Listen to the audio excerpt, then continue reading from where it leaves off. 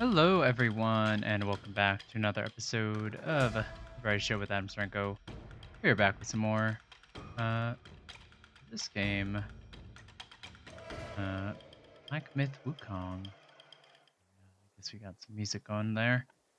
Yeah, shooting off where we left off last time. We managed to defeat a couple bosses and a couple mini bosses as well, I believe.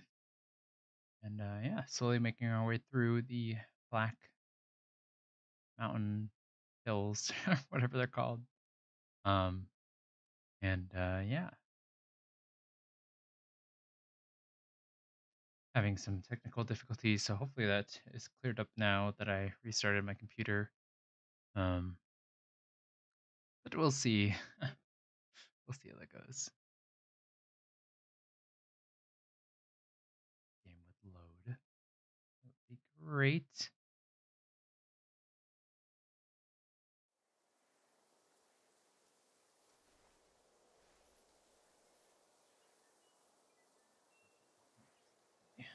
Really pale. Okay, that's worse. Okay, we'll go in between the two, I guess. There we go. No map in this game.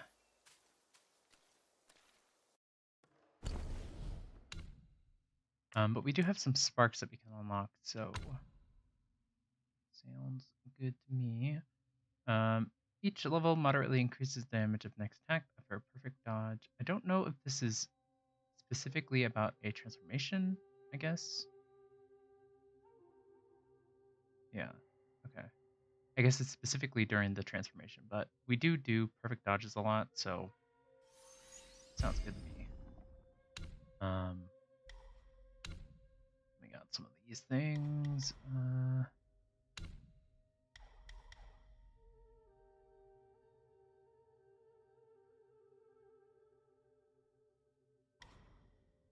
Dodging no longer interrupts. Ooh, okay. That's gonna be nice once we unlock this thing.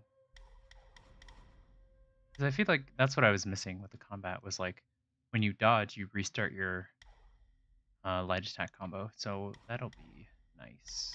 I'm, I'm wondering if we have to like unlock this, like both of these to get this one. I guess we'll see. Get this one first.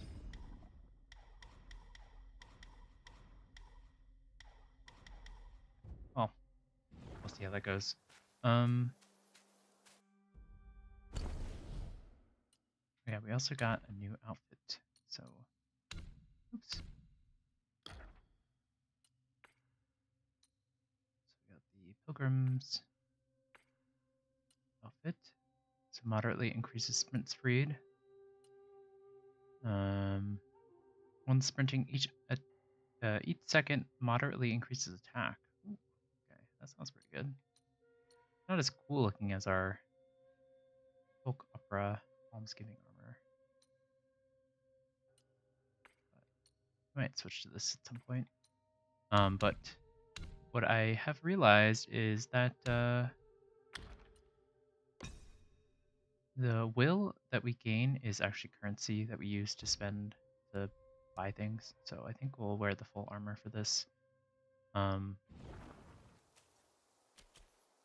think it looks fine. But there's also a setting that I found in the settings that turn off. You can turn off the headgear, which is pretty cool. So you can still wear that headgear, get the full bonus of the set, and not have to um, look quite scary. so, um, but I think I'll leave it on because it's kind of cool looking. So, but I thought I would mention that that was a thing in case you wanted to hide the thing. Hopefully this game is running. I changed some settings around just to make the game look a little bit better. I think it's running pretty well, but we'll see how it goes.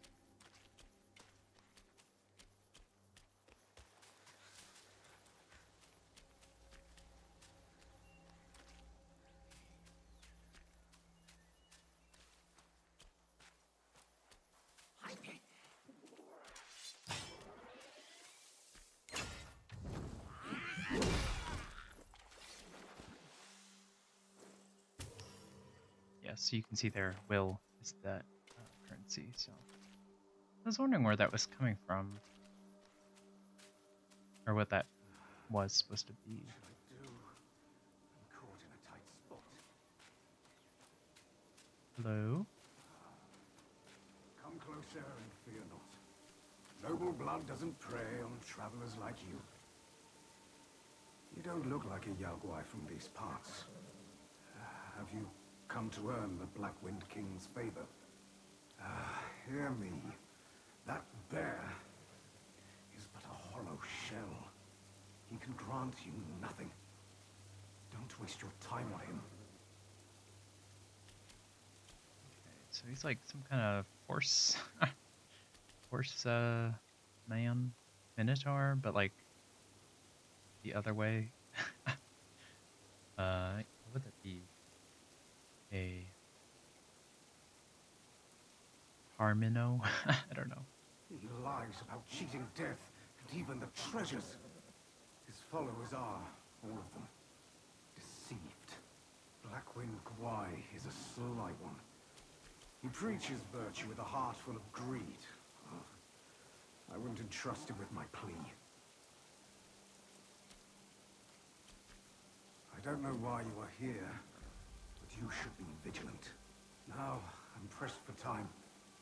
Fare thee well, then.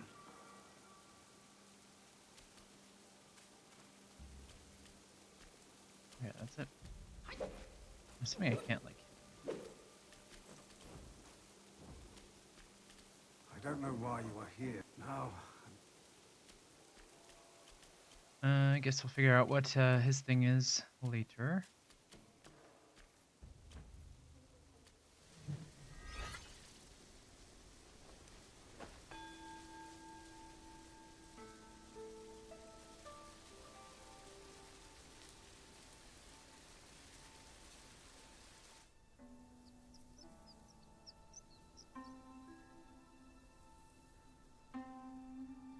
Very pretty game.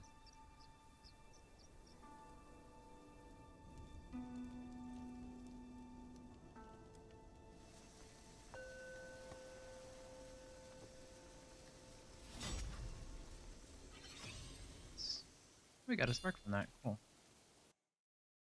Which means we can check to see if we can get this. Okay, so we have to. That's what I figured. Because it's like both of them. But, okay, well we'll get this, then we'll get this, and then this.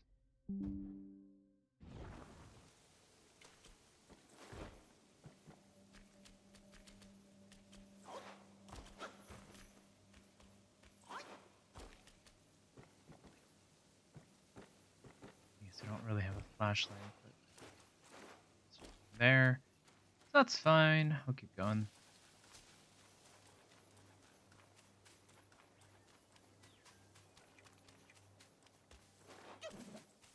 Someone tell Master! There really is a monk here!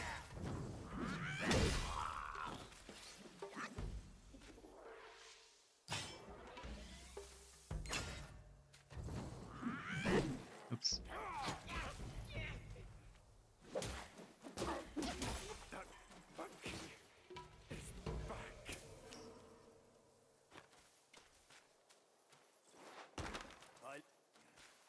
I'll never get past.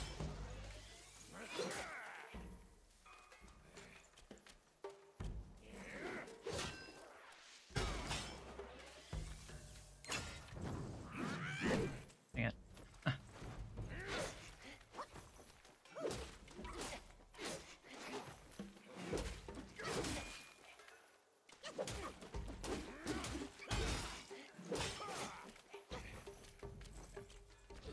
Oh, he's almost dead, so it's kind of easy. I was gonna try to get the practice the counter attack thing. Oh well.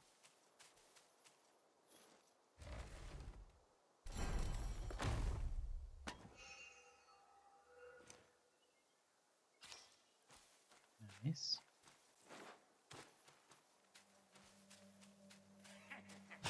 Drop your weapon, and maybe I can spare your life.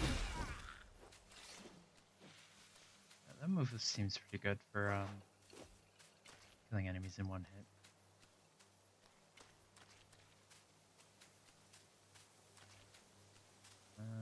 Did I check over this way? Before we go down here.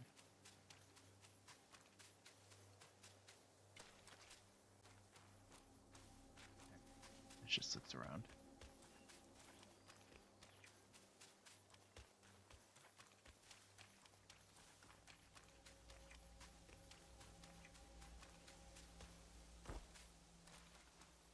Ooh, mushrooms.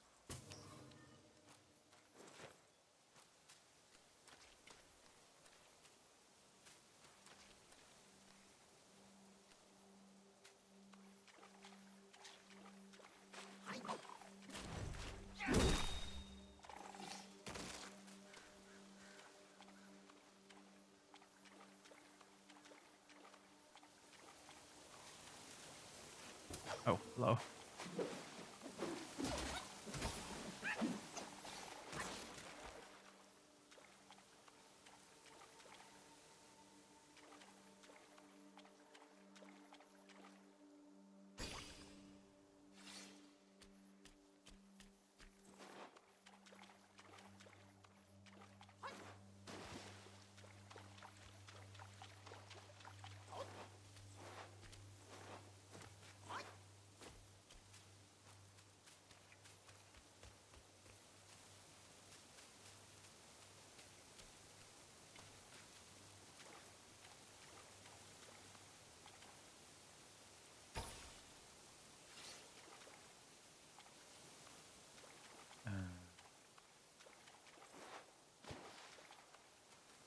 Okay, I guess that's it.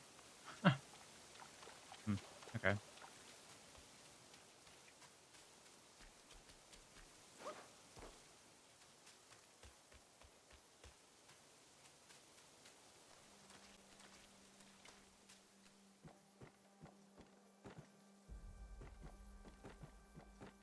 Going.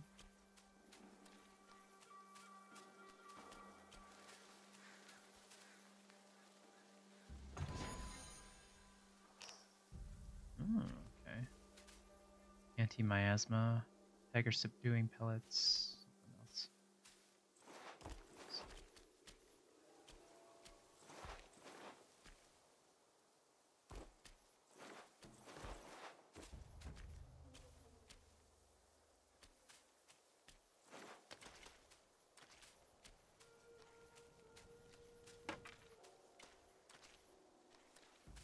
Ooh. Oh.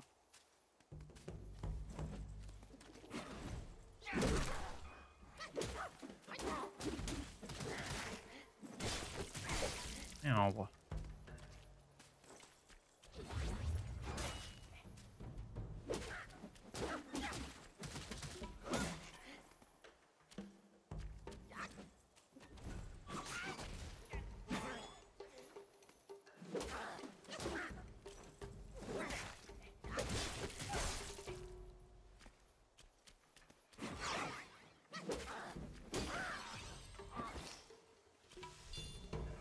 Alright, I still don't really understand the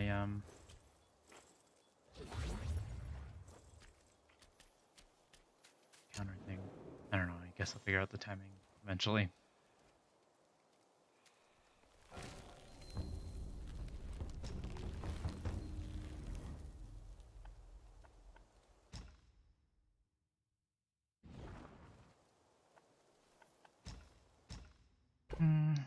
Anything good here?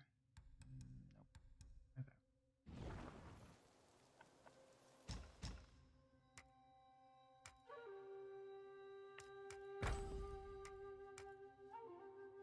Okay. Okay. Need to do that. Let's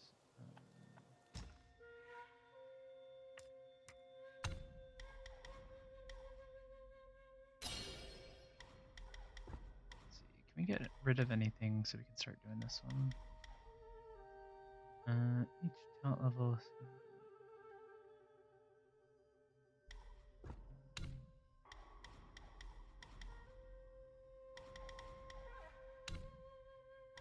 We can get rid of this.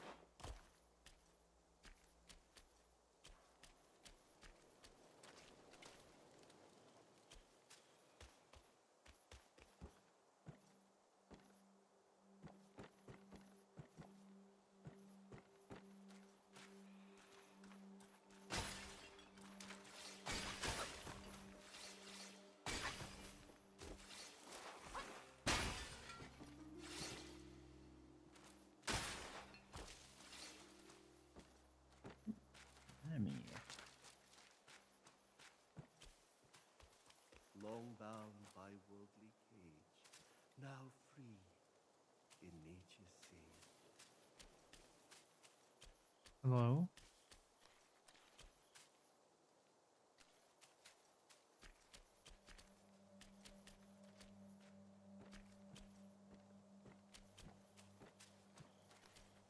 Assuming it's not this guy.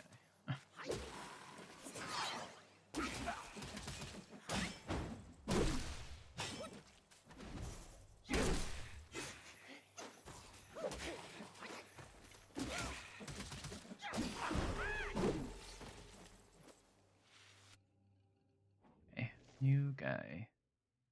Snake Patroller. As seasons turned from slumber it parts, hidden in green, a hunter with arts. Small in shape, it devours the grand, or strikes the pain no cure can stand. In the kingdom of Hami, a small city stood against the mountainside, its lush grasses and dense forests a haven for spirits. Serpents, much to the townsfolk's constant dismay. There lived in the city a snake hunter, masterful in his craft, who had freed the people from many a serpent's threat, earning a fair share of silver in the process. He boasted not only his wealth, instead, he often dispensed porridge to the needy and prayed for all. So revered was he that the magistrate awarded him a dwelling for all his family to live in within the town walls. One day a ragged monk, seemingly delusional, came begging at his door. The snake hunter's kind-hearted wife offered clothes and food, but the monk, unsatisfied, demanded liquor. The crowd scorned his impotence, their complaints growing loud until the snake hunter's return. He silenced the clamor and instructed his wife to bring the monk a gourd of spirits. Touched by the gesture, the monk warned, "A serpent guai lurks in your home. Ignore it not, or your family shall perish."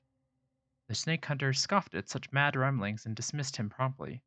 Yet his wife heeded the monk's word and urged her husband to uh, search for the guai. He, however, brushed aside her concerns. In her persistence, the wife fetched the mad monk once more to banish the evil. Indeed, with raw meat and an iron hook, the monk drew from their home a massive serpent, taller than a man, clearly a creature of power.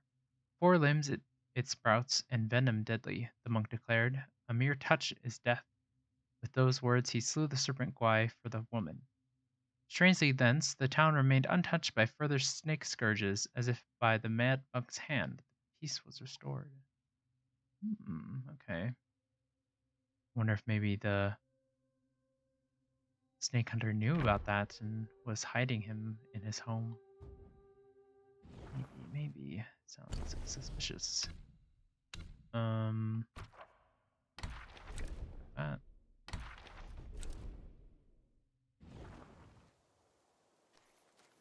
Okay, but who is talking to me?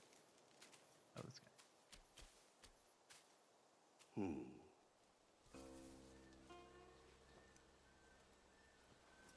Have you seen those nameless souls adrift on your path? Their wheels float aloft, never to fade. Shame, your god serves little purpose, and mine answers solely to me.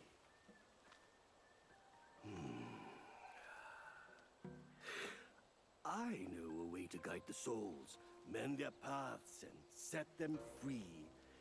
It will aid you.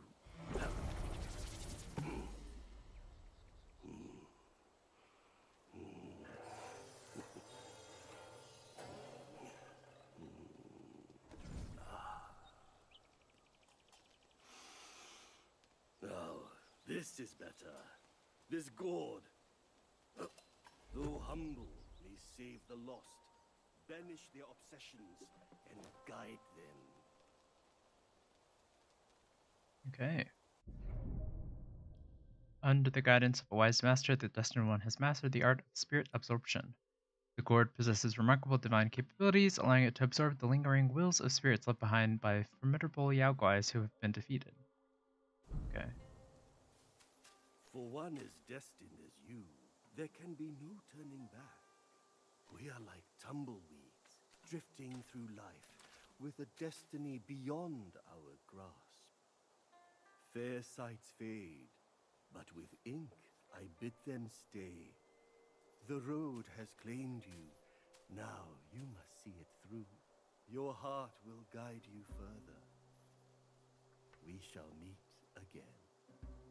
Fair sights fade, The road has claimed your heart. Fair sights fade. The road has... Your heart will guide you further. We shall...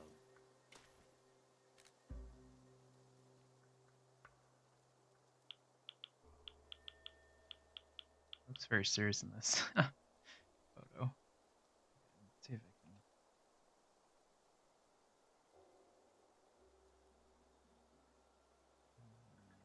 Menu.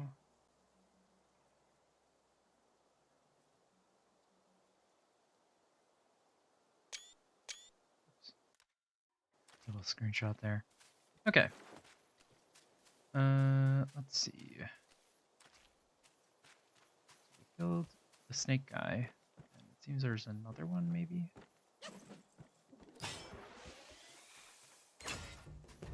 Sounds like a dragon.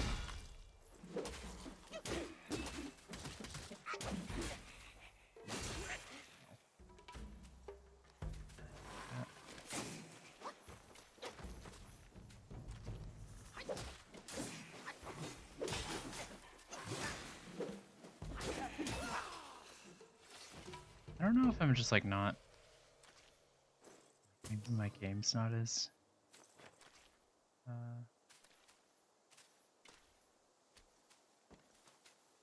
Running as well as it was yesterday, but I feel like I'm not able to see their attacks very well. Might have to change some settings again. But we'll see.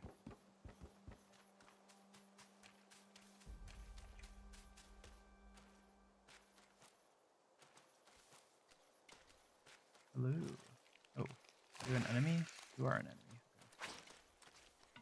Oh, you're both enemies. Oh, you all three are enemies.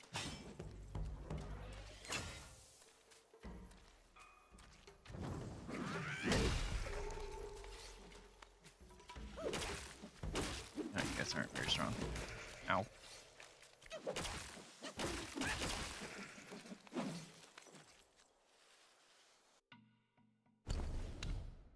Well, let's see what you are. Skeletal snake. Noble fates.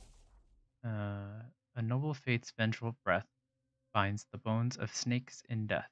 A soul mistreated here to stay. Resentful wail blown away. In the village of Shaded Heights, there lived a young man, orphaned and impoverished, constantly mistreated by his fellow villagers. One day, hunters from the village discovered a strange cave in the mountains, emitting eerie sounds that sent shivers down their spines. Too afraid to enter themselves, villagers pushed the young man in to investigate. Lost in the darkness, he stumbled and fell from a cliff, crying out in agony.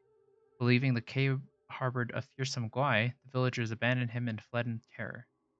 Sitting at the bottom, the young man wept bitterly.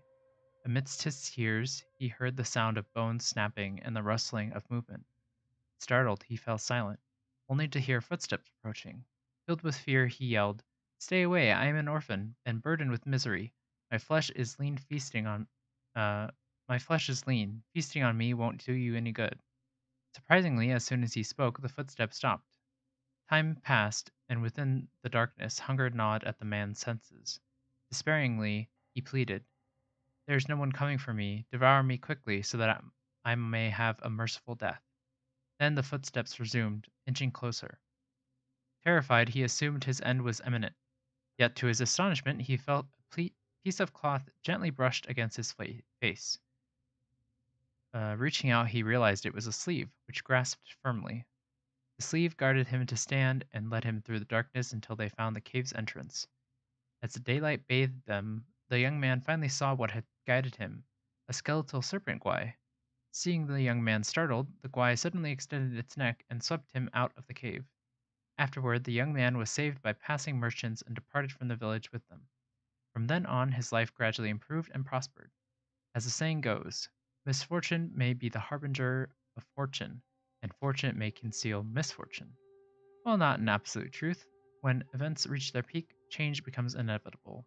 From change, opportunities arise, and the lowest valleys often reveal the clearest paths. Okay.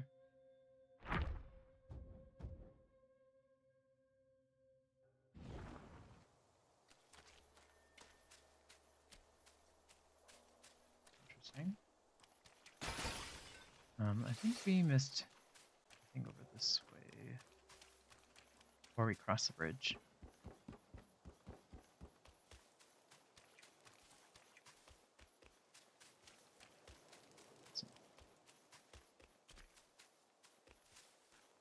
Oh, okay, maybe not. Thought there was something here, but I guess maybe I was imagining it. Okay, well, apologies for that. This way. Oh, okay, here we go. I thought I saw like this way. This seemed to be leading maybe to the same area. Sure. Ooh. Nice. Consume those who had consumed.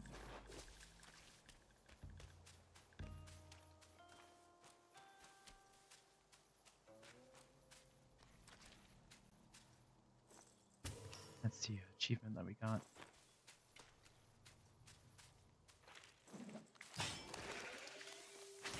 Ow. Oh.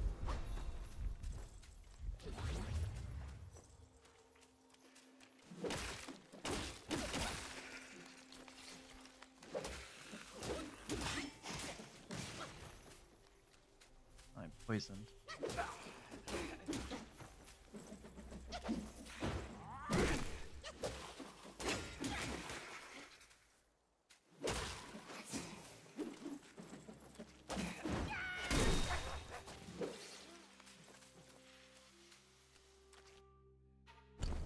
Let's see, do I have anything to treat poison? uh,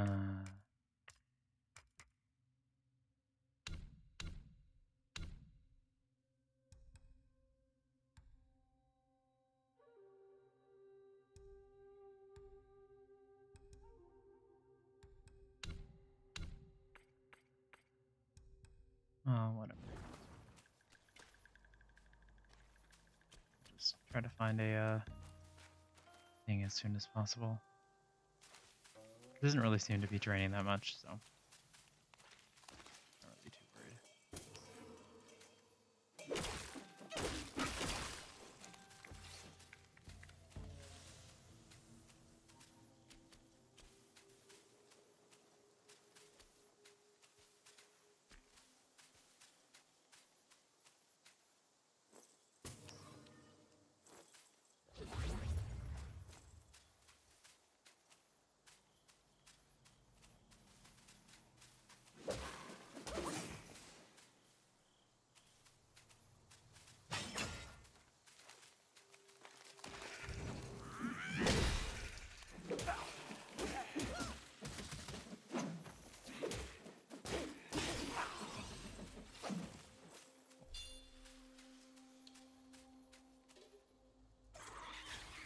Oh, great.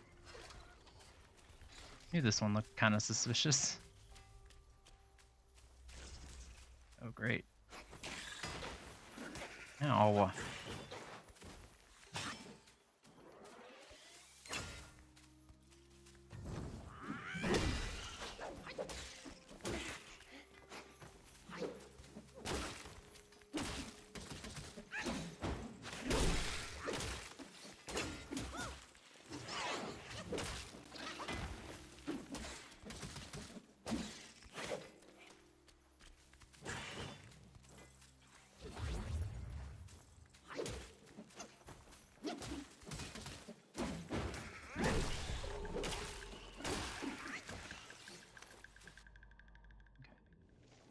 A fungaling. As mountain rains kiss the ground, youthful green is all around. In her virtue's quiet display, even the guais in the woods repay. In the highland bounds, there lived a widow and her girl, left to fend against the harsh days alone. The mother sold pancakes in the nearby village. The girl gathered firewood, ground grain, and cooked meals, shouldering her share of the family's responsibility. Ceaseless rain had worn down the woodshed, long neglected without a man's hand. The beams rotted and the roof caved in. One day the girl found atop the ruins a gleaming mushroom, vibrant and capped like a bowl. Dew danced on its surface, a spark of life too precious to pluck. She sheltered it with straw, letting it thrive in peace. Laden with tasks, the girl had no time to play with other children. All her secrets and dreams she whispered to the mushroom, as if it were a dear friend.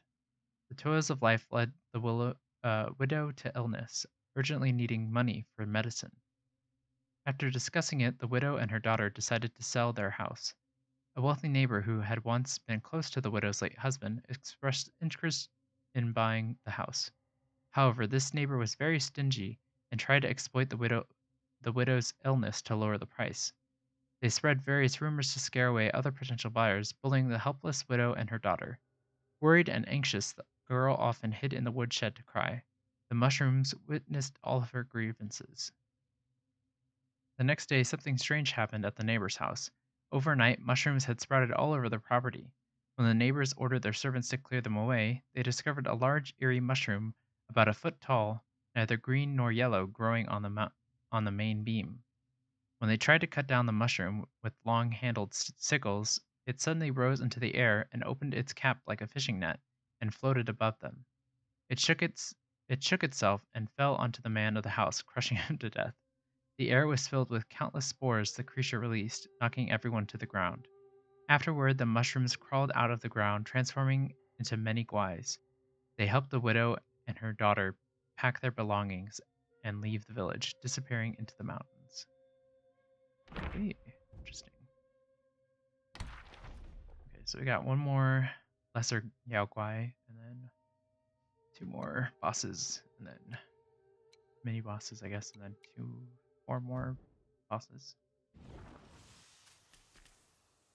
Okay, going. I'm not really sure where we're supposed to be going,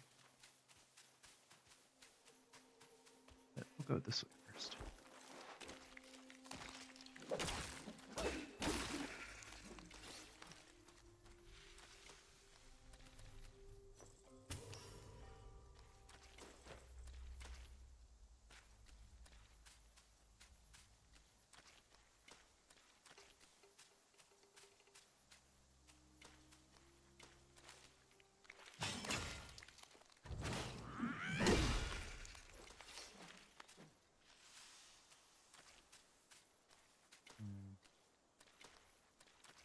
Okay, well, I guess that's that. I thought there would be more there. That way.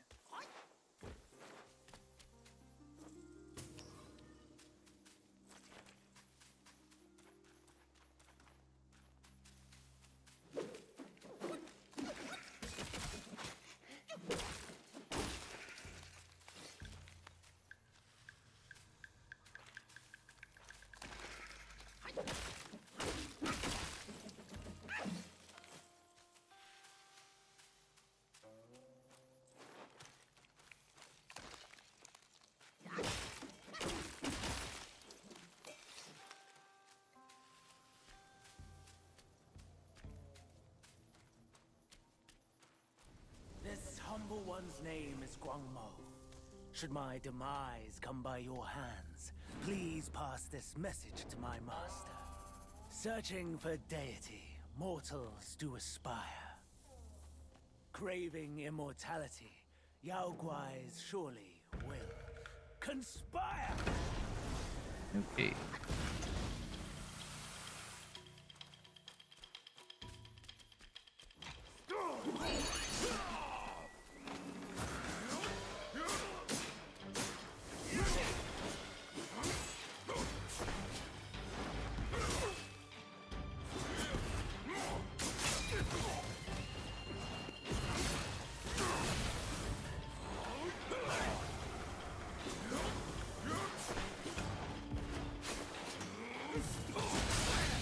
Oh yeah, that's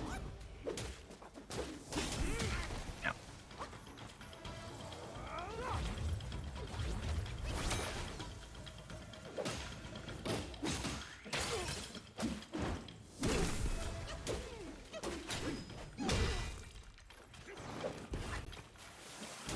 Ah.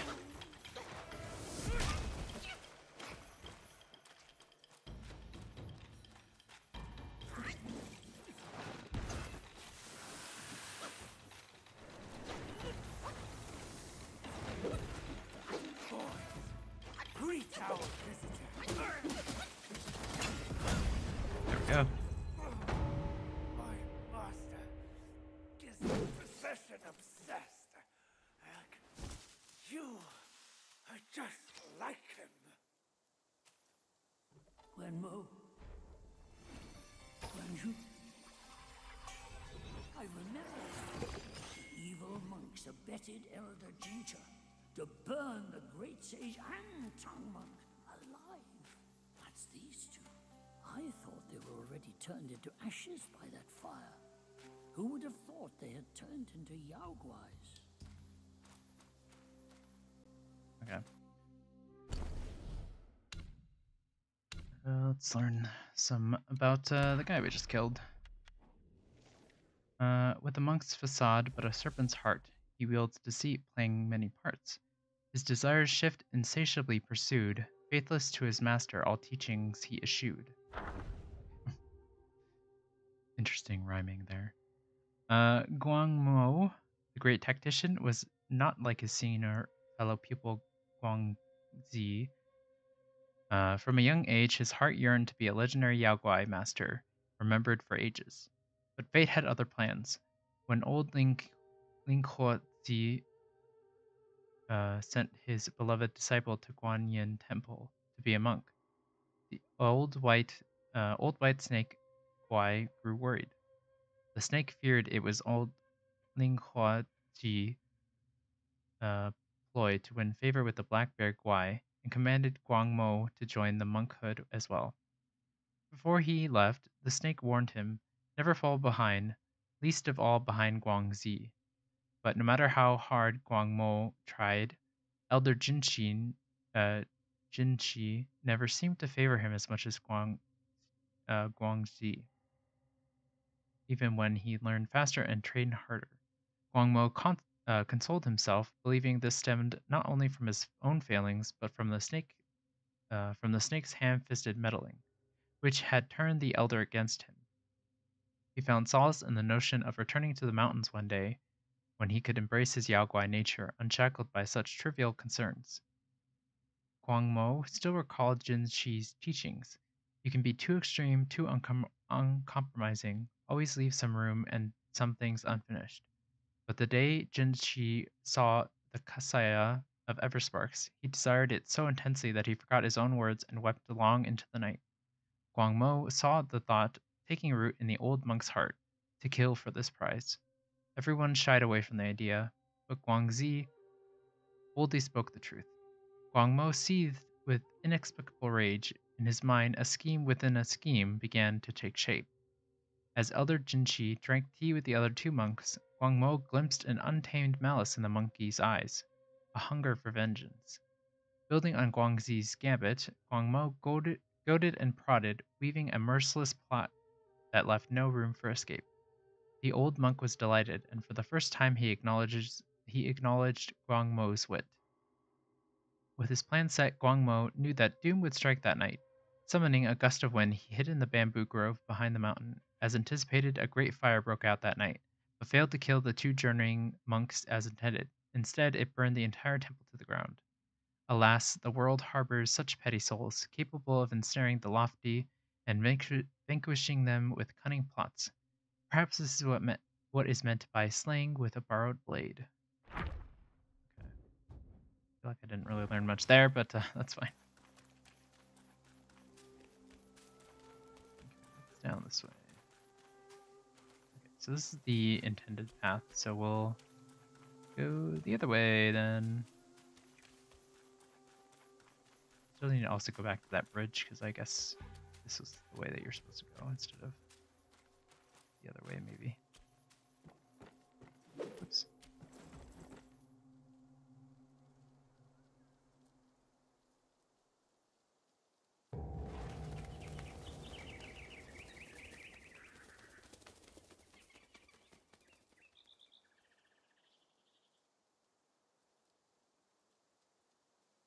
I have an ominous feeling. After the bell rang, it seems as though the resentment in the depths of the mountain has grown. Ah, forget it. Overthinking won't help. Your presence has already made a mess in the mountain. Why not go ahead? Take them out, once and for all. Okay, we'll keep pushing forward just in case there's a. I'm assuming there's probably gonna be a bonfire or whatever. called in this game. Incense holder thing. Yeah.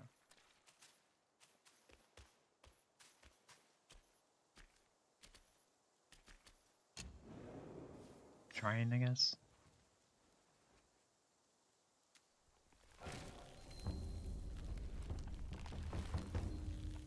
But yeah, and so we did have the Wandering Light, but we didn't have the absorption thing until now, so we still are able to get that ability, so that's fine, which is good. Yeah, so we got Guangmo. Takes form of Guangmo, calls for snakes to spit venom upon foes and inflict poison damage. Sounds interesting. Or take the form of Wandering White, bow with the ultimate devotion, and ram the foe with your bronze skull. Sounds pretty good. We'll try this one out. Do I equip?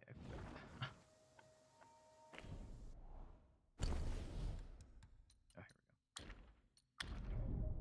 here we go. When key is full, press RT and LT to launch spirit skills, transforming into power Yao guais to unleash their signature abilities, cause key, which can be recovered. Okay.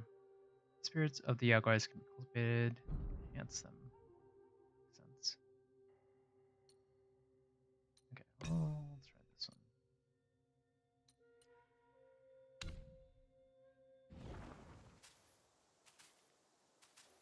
Okay, well, we'll go back to that bridge.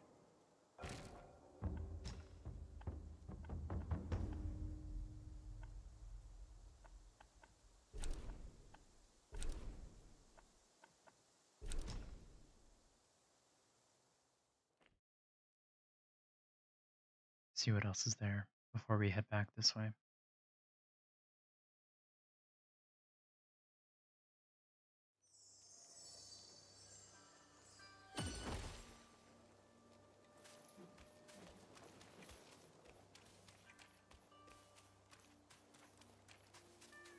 Okay, this guy's gone.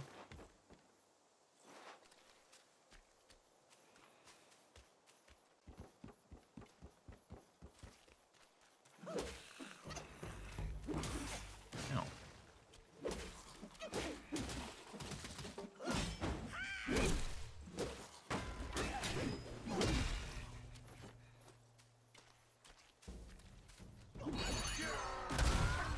Nice. Okay, that's fun.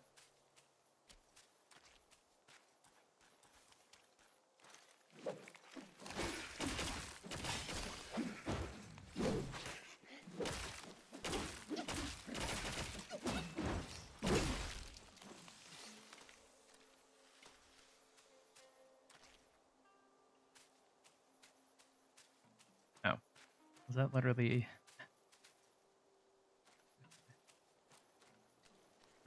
Okay. There's just another way to get, I guess, over there.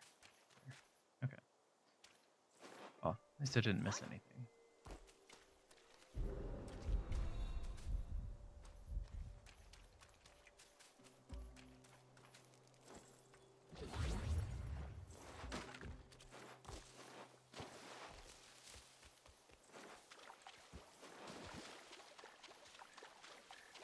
This is new.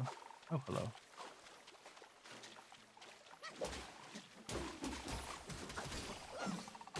Ah.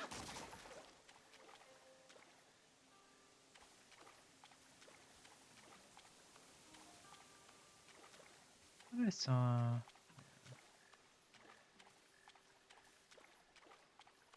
Oh. Bao Li Guo Long. That's this guy, okay. Ow.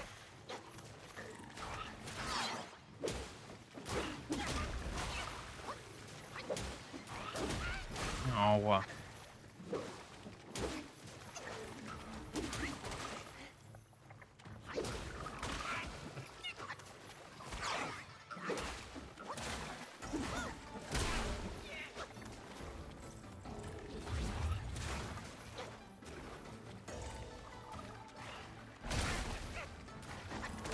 What? Why didn't that work?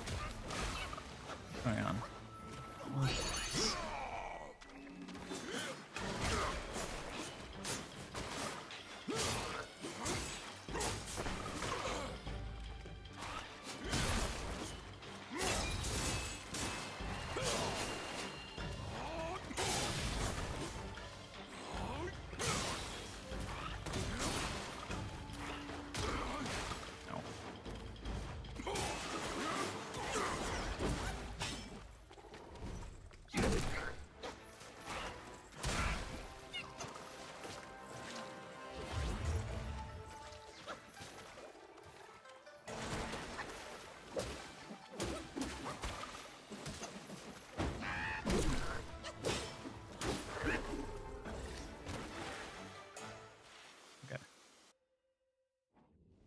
Baoli Not sure why he didn't get like a enemy defeated, but that's fine.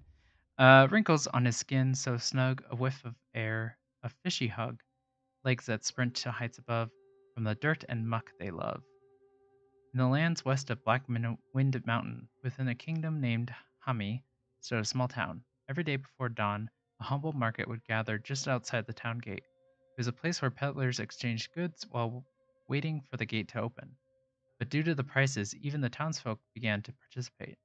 Thus, this market gradually gained its reputation. A few months ago, an odd oil peddler arrived at the market, garbed in robes of a pearly turquoise color, and with eyes that gleamed like copper bells. He had a voice that rang out with a boom. His breath was foul and pungent, yet he happened to be a keen talker and naturally was disliked by everyone. Isn't that the opposite of keen? The oil he produces, on the other hand, was sought after by everyone. Um, would Who would not prefer the oil clear and smooth, and not to mention its price? One could exchange but a pinch of fragrant powder for a large gourd of such oil. One day, a wandering Taoist passed through the town and decided to visit the market. He enjoyed his experience until he sensed an eerie green mist emanating from that old peddler, a guai, no doubt. The monk chanted, and before the peddler could manage a decent struggle, it revealed its true form, a green-skinned giant frog. The bystanders were startled and grabbed whatever they could to use to attack. The frog kicked at the ground with both legs, leaped higher than a tree, and swiftly fled toward the mountains. In pursuit, the folks, okay, the folks arrived at the marshes, where they witnessed countless small frogs scraping mucus from each other's bodies, collecting it into a large barrel. They then applied fragrant powder to themselves, hugging and sniffing each other in sheer delight. Silently, the people approached and peered into the barrel. The mucus inside gleamed with clarity, just like the oil they had favored. At the sight, they were occupied by bouts of nausea and began to vomit. None had the strength to pursue and kill the guais. All the frogs noticed this and hastily fled, leaving the marshes filled with a rather unique scene. Okay. Got a new ability.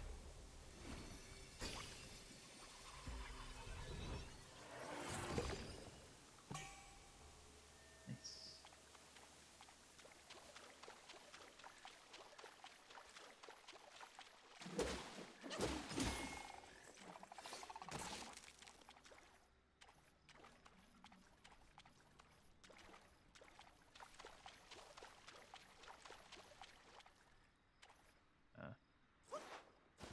Okay. This is just where he was living. We brutally murdered him.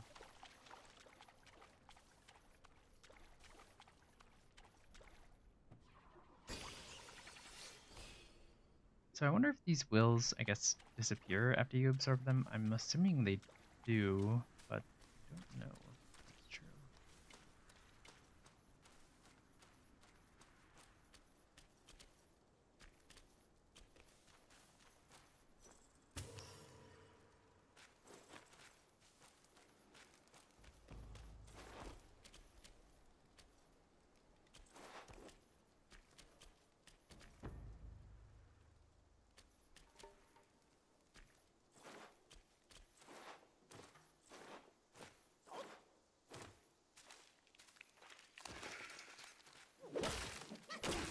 Assuming this is just a shortcut back then.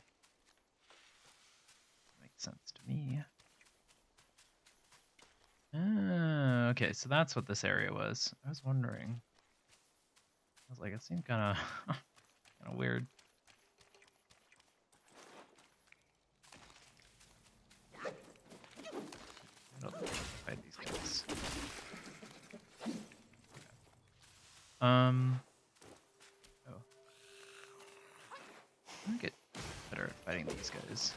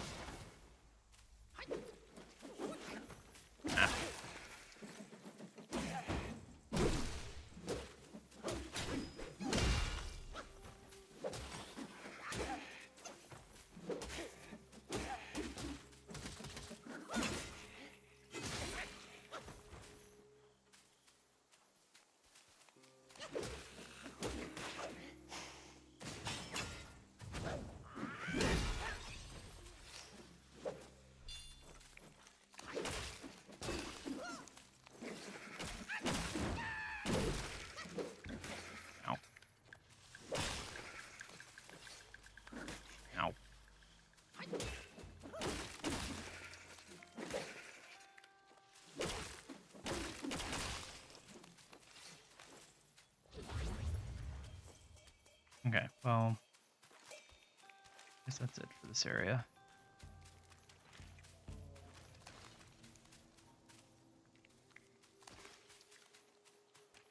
Uh,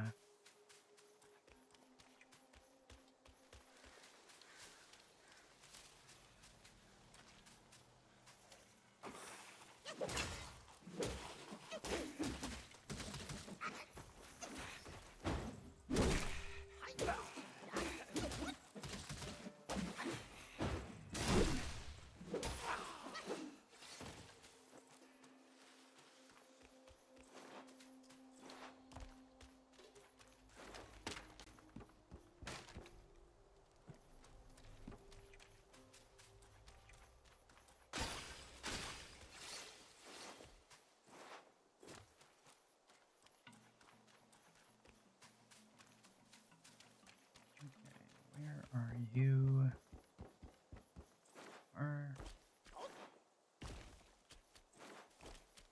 Probably would have been faster just to run over. Oh well.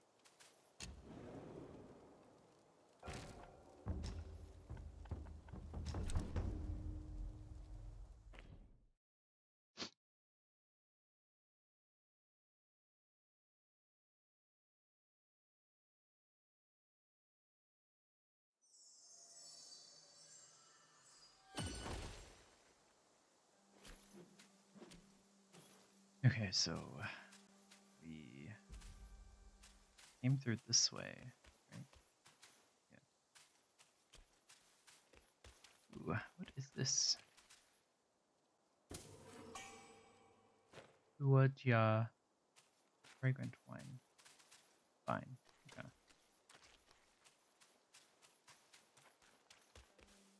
Interesting.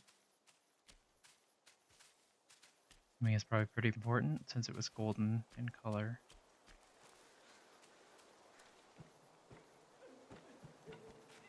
Where are these guys?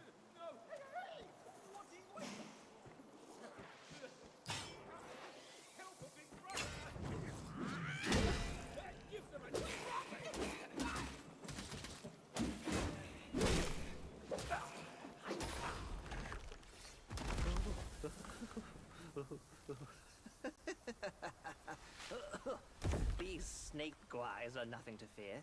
Snake gall steeped in drink, though, makes a fine tonic to flush malady. Here, here, young friend. Be my guest inside. Okay.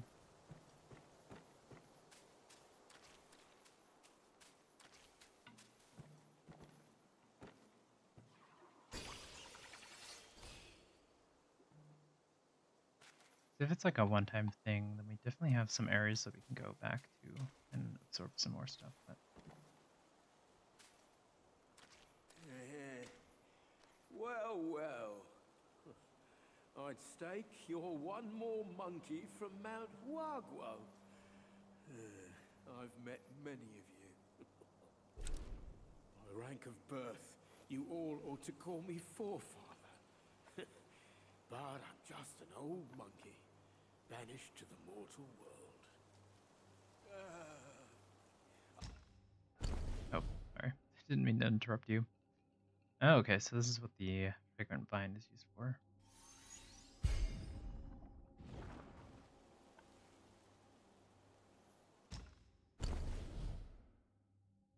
Mm, awakened wine worm. Okay, we don't have that, so.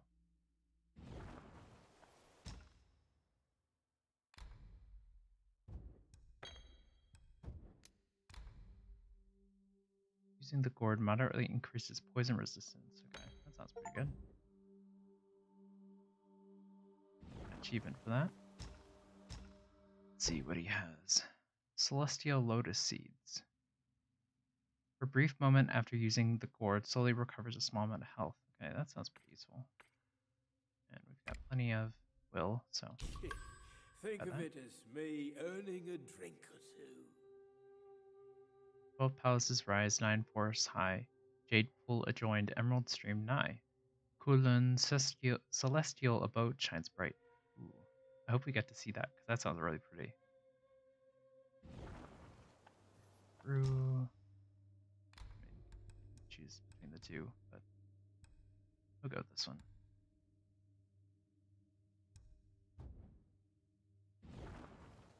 Next time, down a few mouthfuls in one go. It's delightful.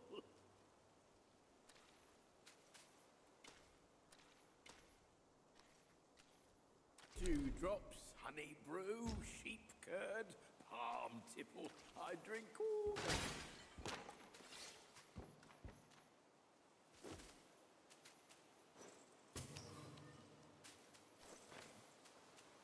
Didn't really mean to jump down here, but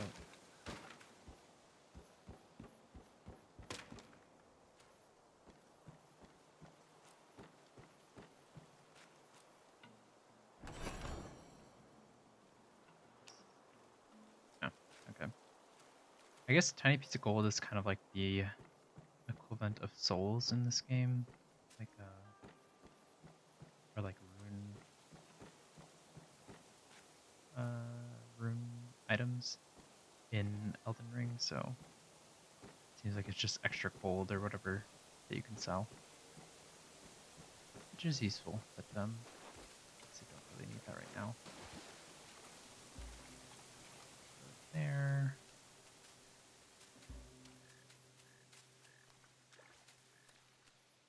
This looks like a boss fight.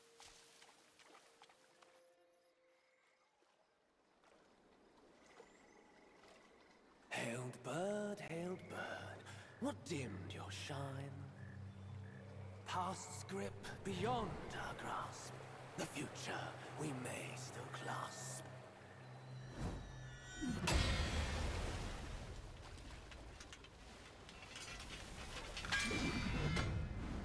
Late is the hour, young one, Wait, no. in which you choose to stain my tranquil abode. Pray tell, to what end do you seek? I'm just gonna wander it over here.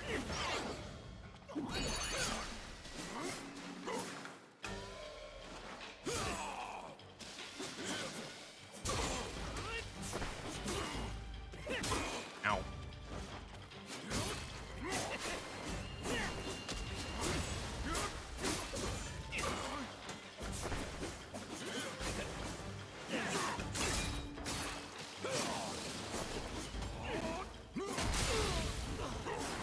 A ripple awakens, not without a stir. Reflect upon it. That you are nobody.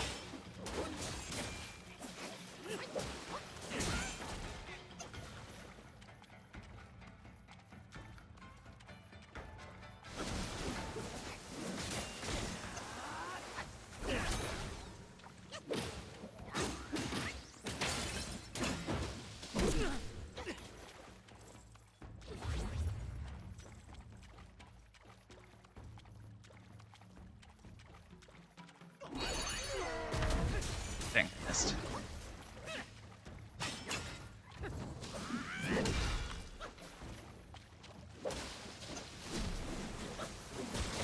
Ow.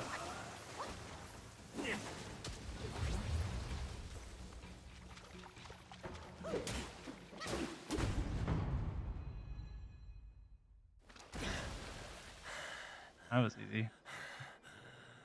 You have forced my hand. Now you shall face what I truly am. Okay, watch Clad Noble. Great. Ow. Ow.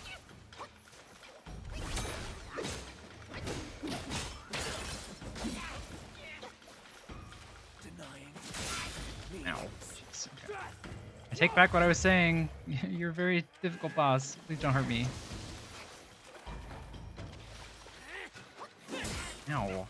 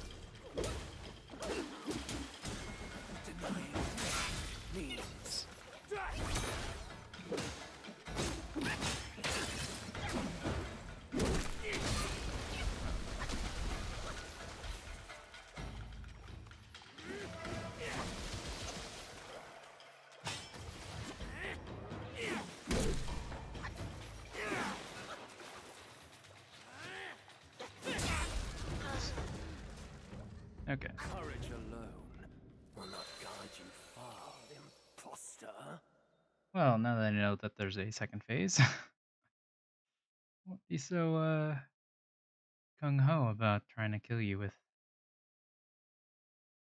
the fire dude in the first phase.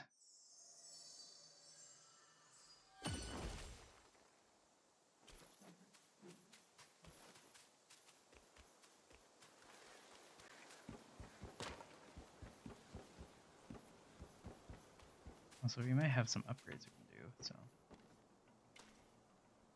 everything you say to me. Dewdrops, honey brew, sheep curd.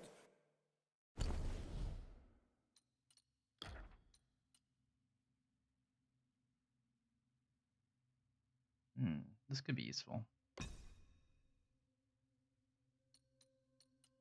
Moderately reduces stamina, cost for jump and jump attacks. This one increases our defense. That might just be useful for that.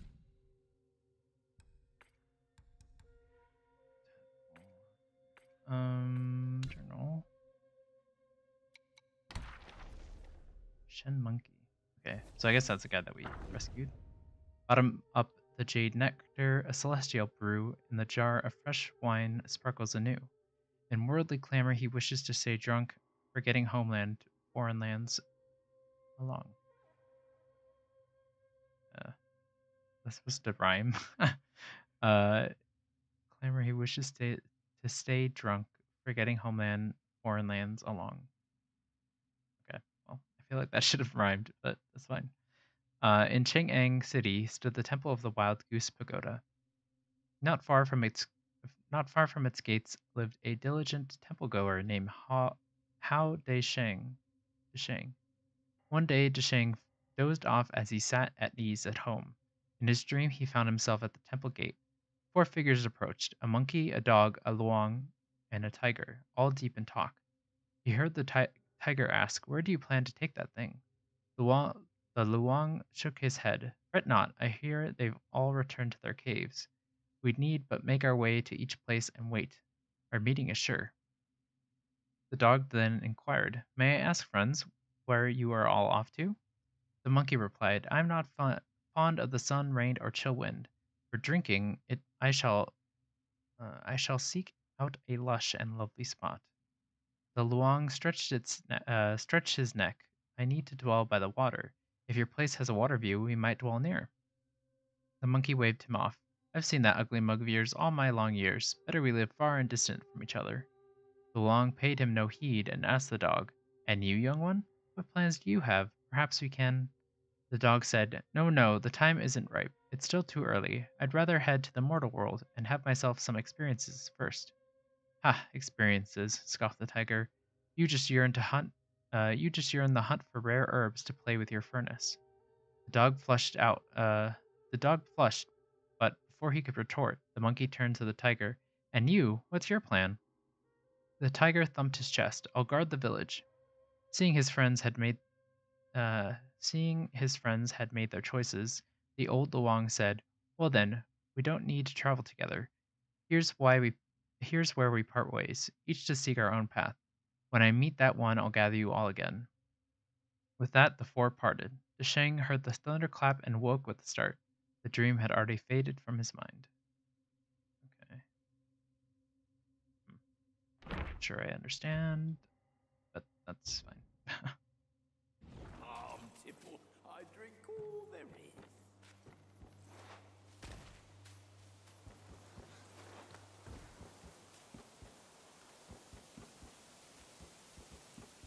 Okay, boss fight again.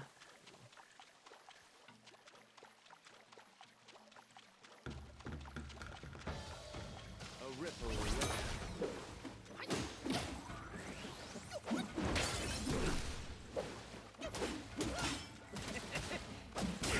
Ow, I tried to dodge that, but it's out of energy. And flow.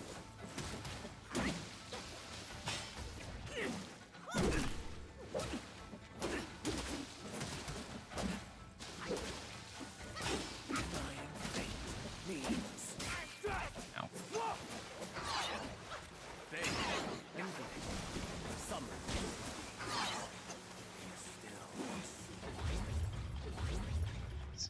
trying to heal there. Wasn't really working.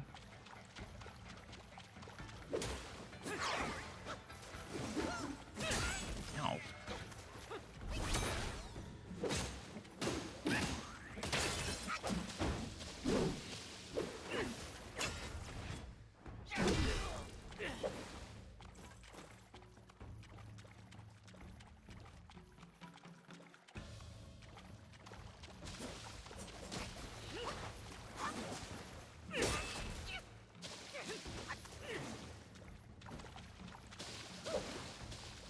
Gentle, yet it engulfs all. The power of water. Can you feel it?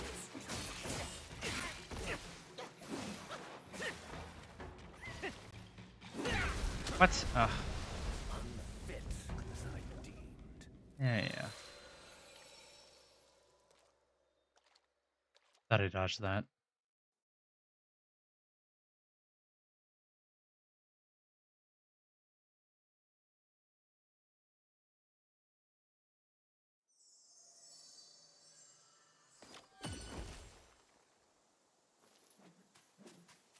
Okay, try this again.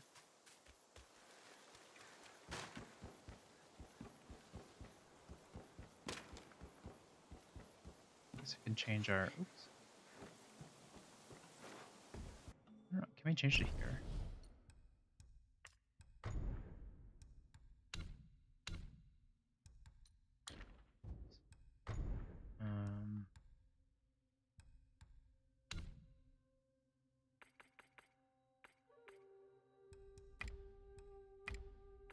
Guess not. We'll blast this guy. Oh. Oops. Because we don't really need the poison resistance right now. I guess, does he have poison? I don't think he does. Yeah, he's just like water stuff. Even though he is like a snake. So we'll change this to the other one. Cheers! Fancy doing anything today?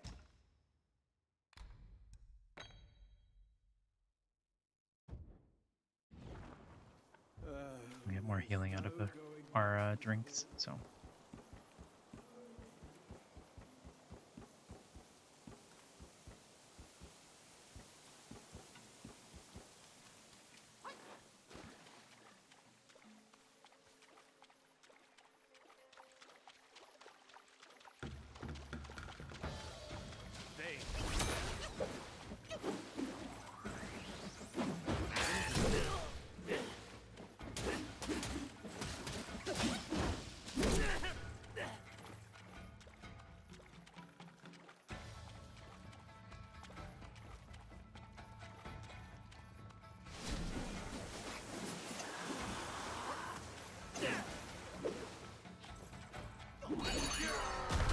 Dang it. Missed again.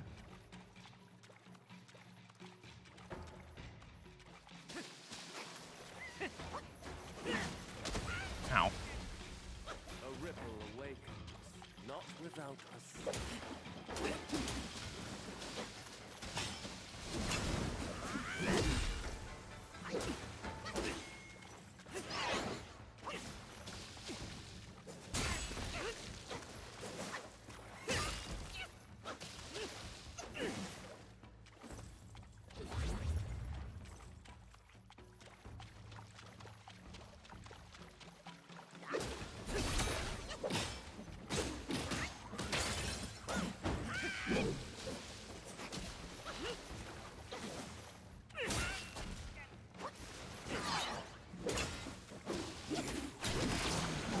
There we go.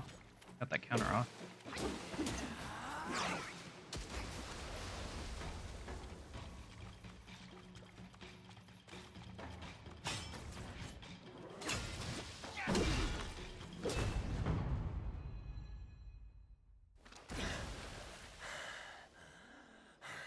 Yeah, hurry up. You have forced my hand. Now you shall face what I truly am.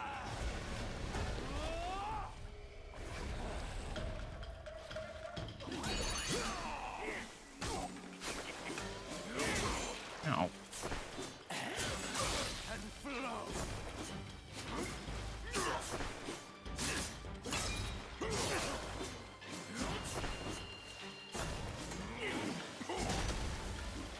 What? I missed.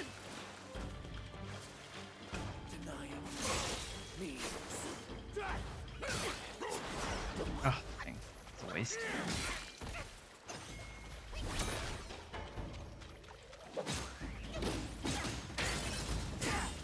Ow.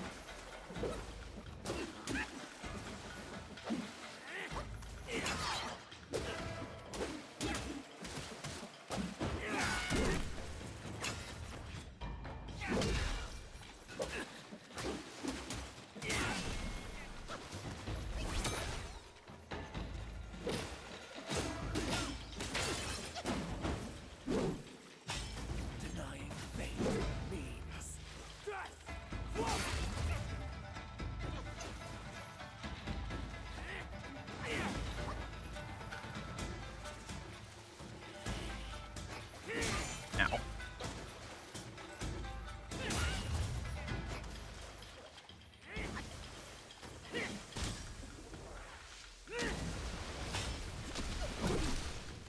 What? I missed.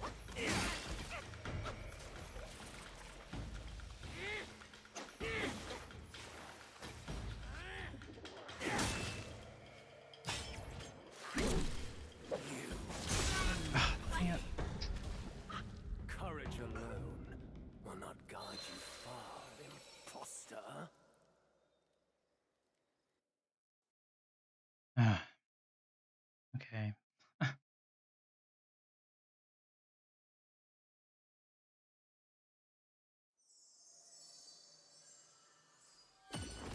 Let's see. Do I have any? I do. Okay. Well, let's get some upgrades.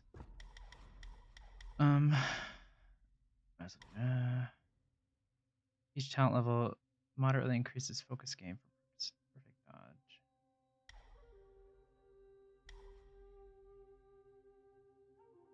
That sounds fun. Okay.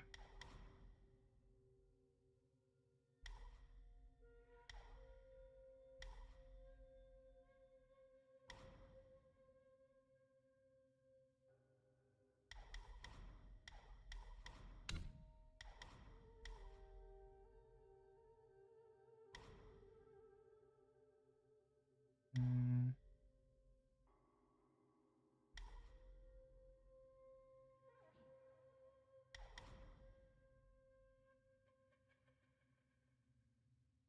yeah, I kind of forgot about that ability. Maybe we'll try that one. Each talent level. Balance. Okay, well, let's get this. Okay, after a successful hit with the resolute strike, performing another Y attack, consuming a focus point, execute Skyfall Strike. The Destin one leverages forward momentum. Okay, so it's just like another attack, I guess. Yeah.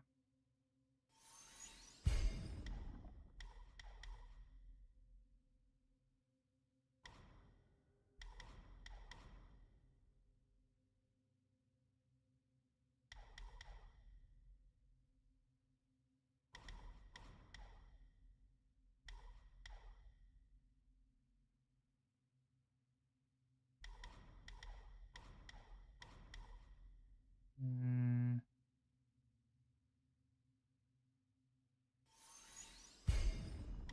okay, I'll try that out. Hopefully this time I won't miss with the stupid attack.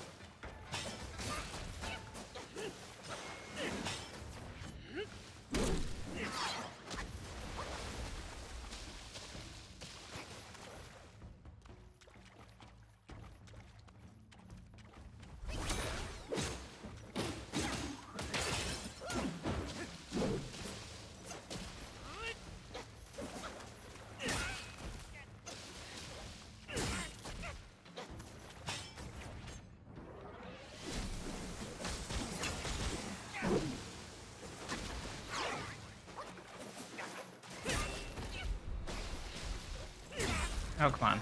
I was trying to heal. I don't know why it wasn't working.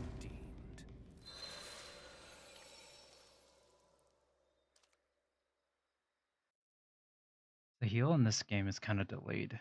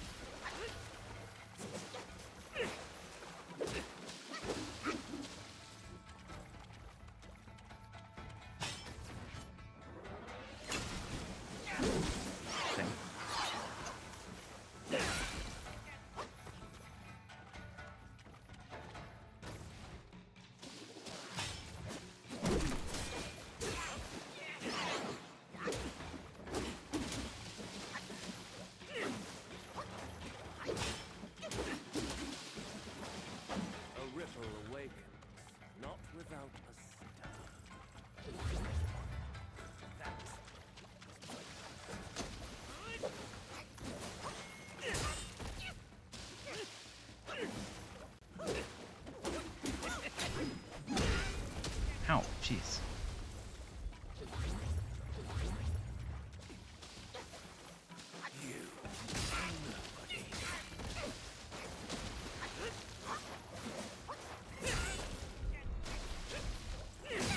Okay. As unfit as I deemed. Well, this is going horribly. I don't know why it suddenly got really hard. Game.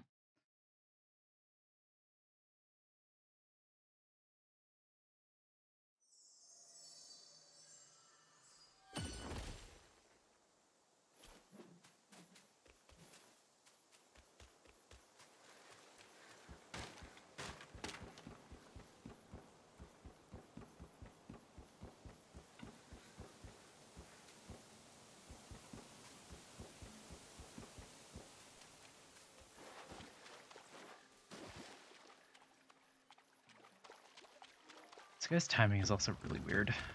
It's like slightly delayed, like that. So I like over anticipate the attack.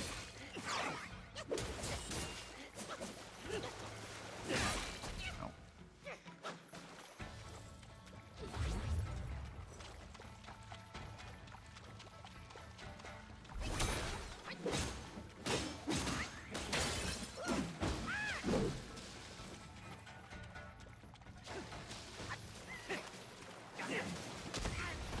Jeez.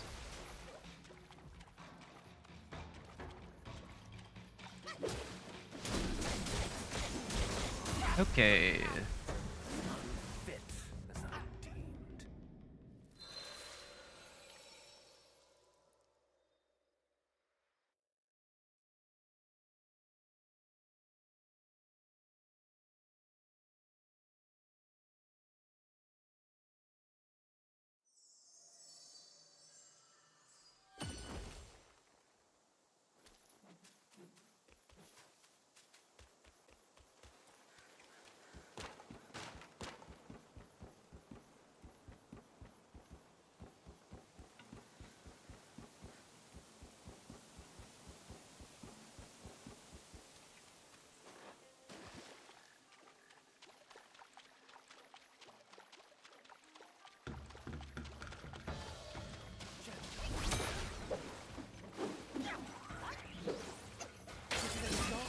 Jeez, that was such a waste. Water. Can you feel its touch?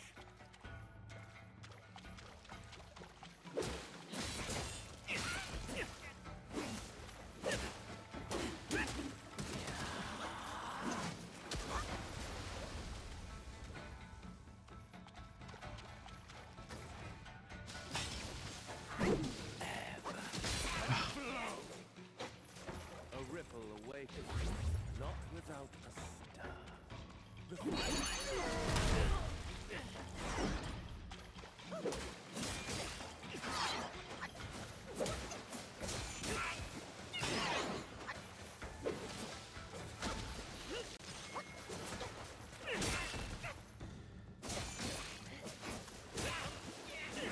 I feel like he suddenly got harder.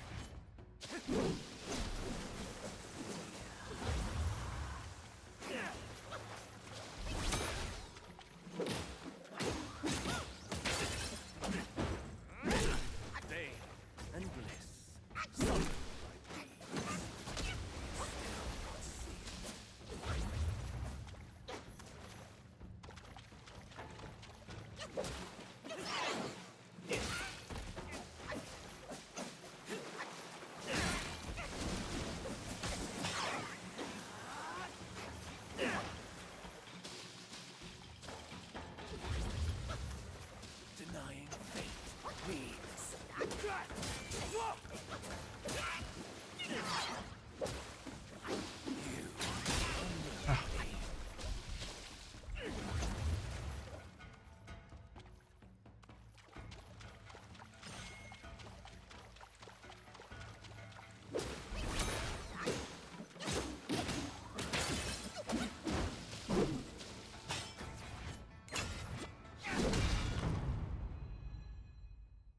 Okay. At least you got to the second phase this time. you have forced my hand. Now you shall face what I truly am. Yeah. Ow.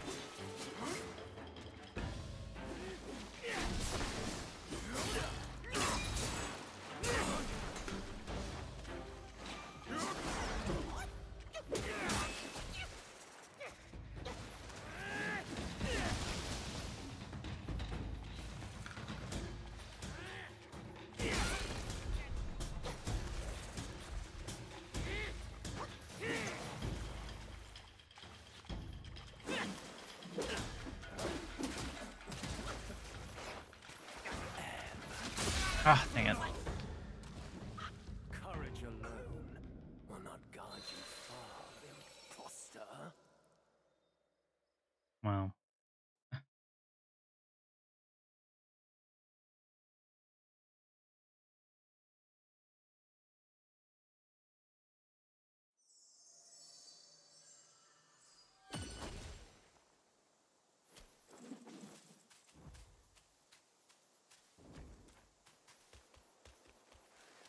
As again.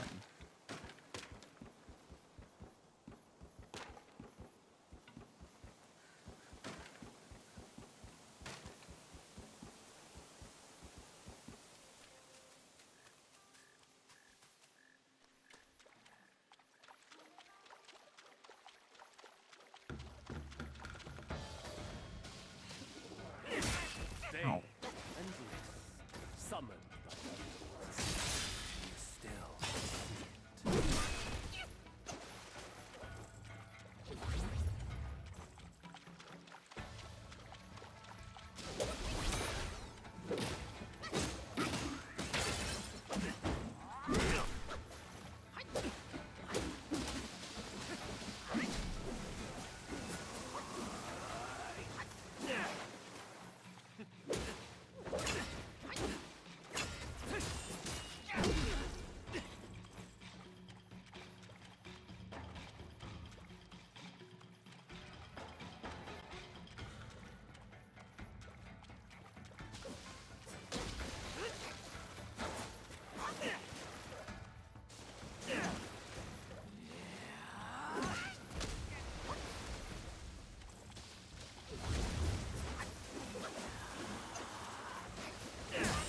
Ow.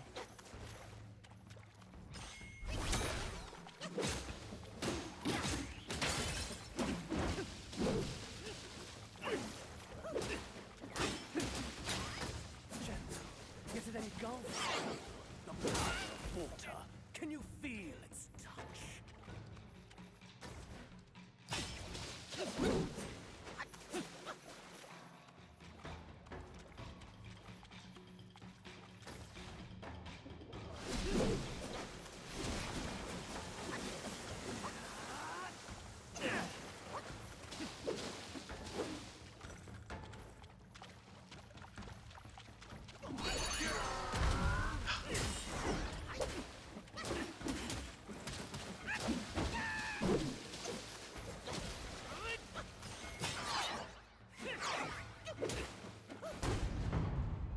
Okay. Yes, yes, you're secretly a snake. Not that wasn't obvious. Forced my hand. Now you shall face what I truly am.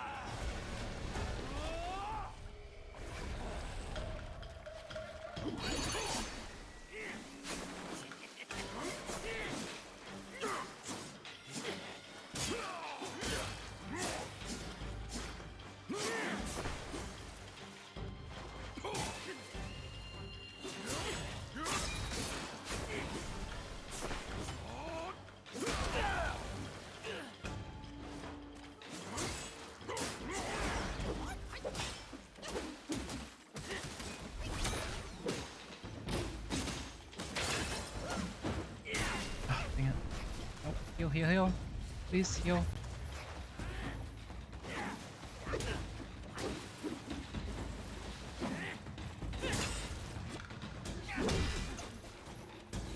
Heal, please. You.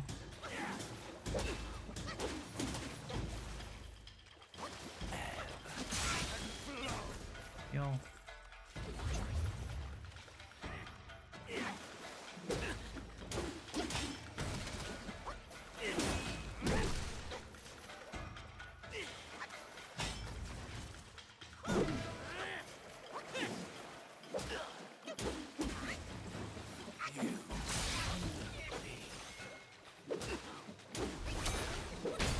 There we go.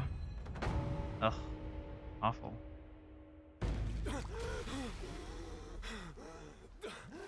Halt! No ill will I bear. I'm merely my brother's eyes and ears. I feign my loyalty to guard this path on the bear's order. Your destiny's bleak and stark. In its grip, we share the mark. The Guanyin temple now lies in cinders, yet the elder soul endures. The root of greed ever fosters the stem of suffering. Better to forget the thing you truly seek. The Hey. 3 bells. Have you seen them all? I've seen 2 of them. You too desire that which they ceaselessly hold dear. The bells. 3 bells were set in the mountains since the Black Wind guais returned, yet no one is allowed to go near them. Maybe the bells have something to do with the temples burning. His words sound like truth to me, little monkey. Stay sharp and keep a lookout.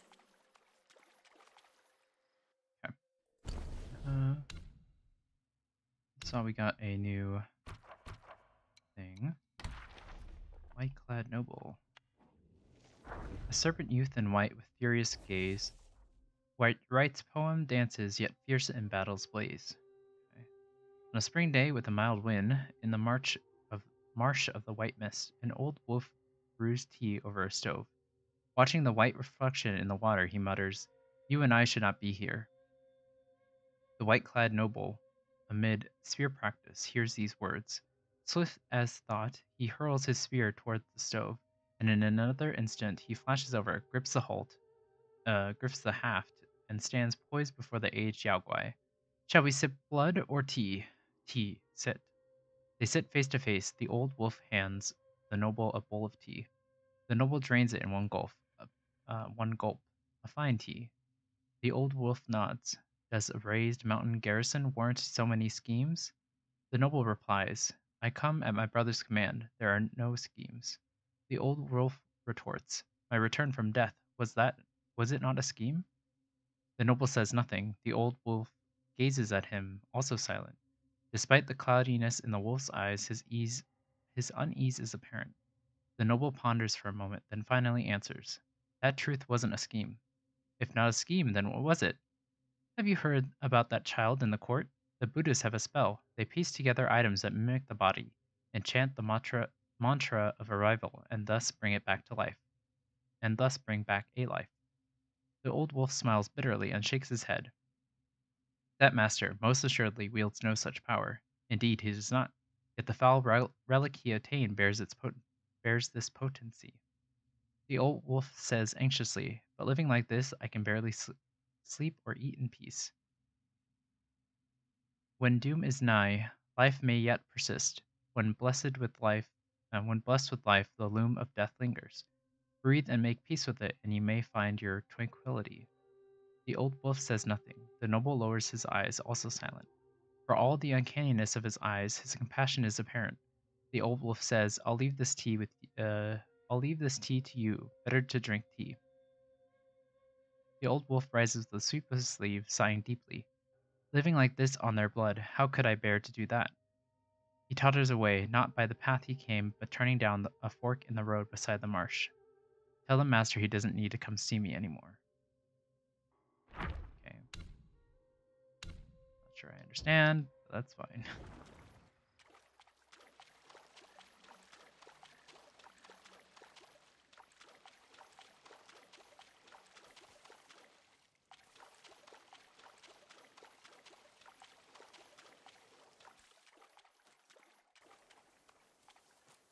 Oh, it's a bell.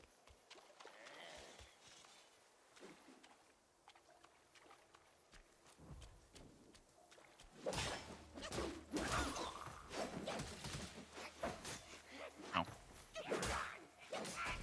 Okay, I kind of forgot that I was out of health.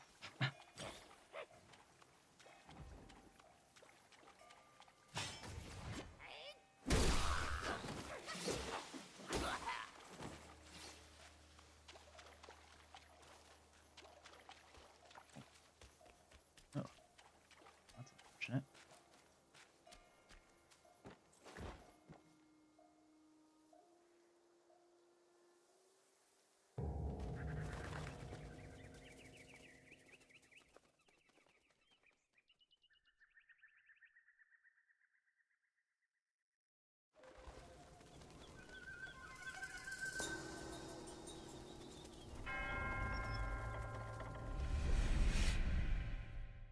Oh, was I not supposed to do that? Three bells sound, lost souls bound.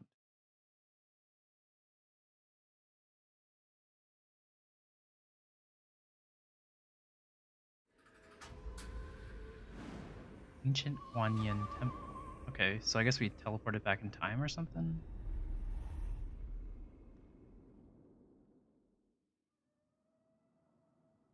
Hopefully we're not trapped here.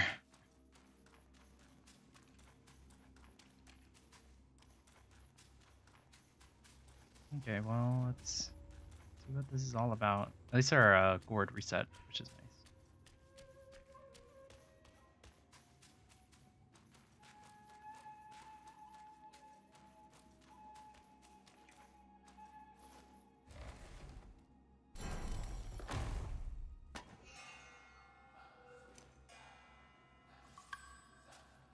Okay, nice.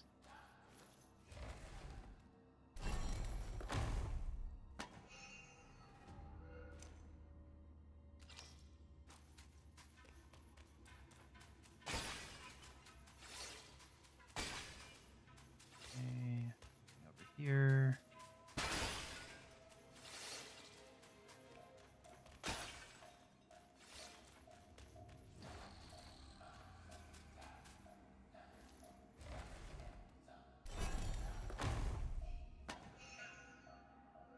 Lots of treasure chests here, which is nice.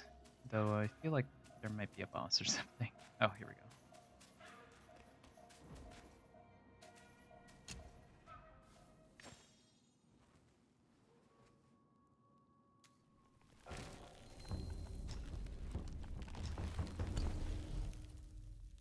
Craft the willow wood staff, which is worse than what we have right now, but it can be upgraded to twin serpent staff. Let's see. Moderately increase the damage of light attack combo finishers. It's massively enhanced when fighting in water. Well, that would have been useful last fight.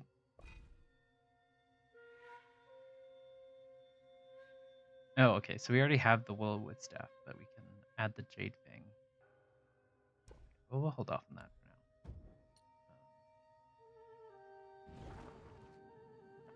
Craft armor. Let's see.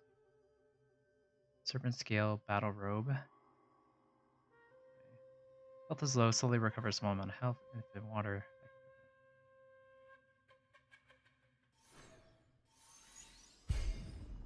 I guess we'll make it because we have enough will, anyways.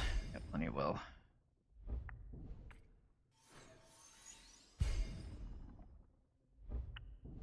Okay, cool.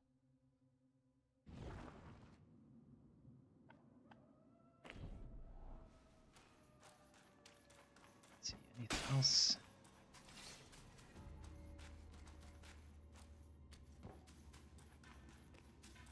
Before we go fight, presumably a boss.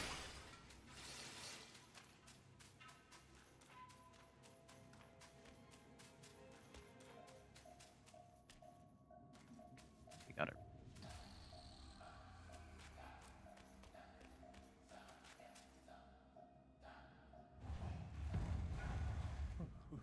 Oh, great. One of these guys. Oh, this is Jinshi. Oh, thank Mitabar. Oh, finally then, the three bells sang. Disciples come, I hear travelers approaching my temple carrying new treasures.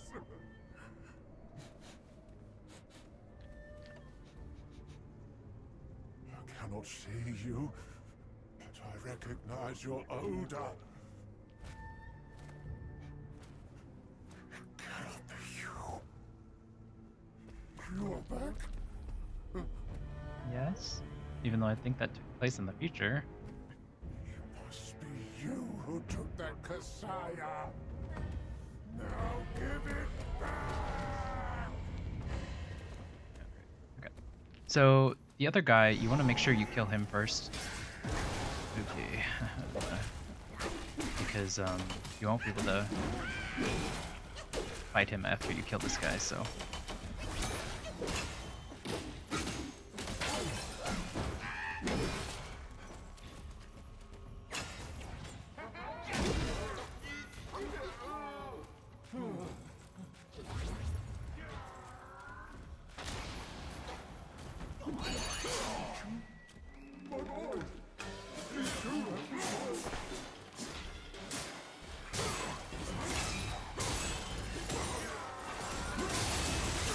Ow. Ow. Jeez.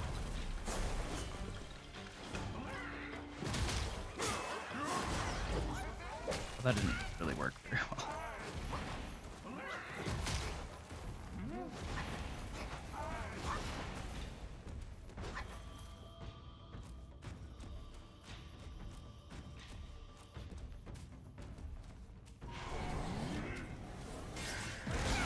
Oops.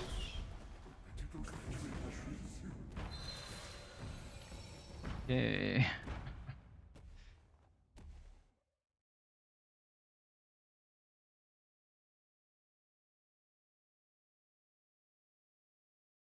We got him to like half health. Also, we've got some sparks we can spend. Let's do that. Okay, we've got one spark to spend. But maybe we can do. Oh, we. Yeah, okay. Each talent slightly reduces the might decay.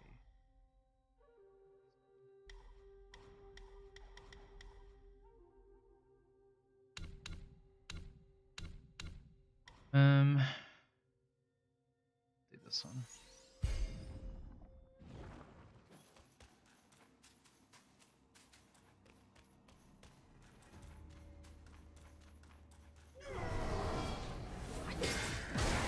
Ow.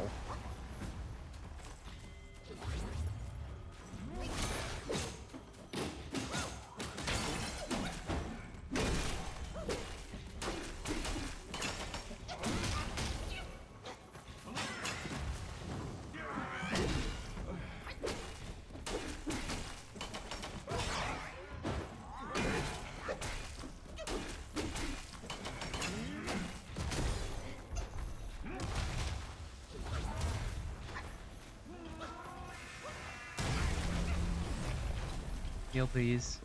Thank you.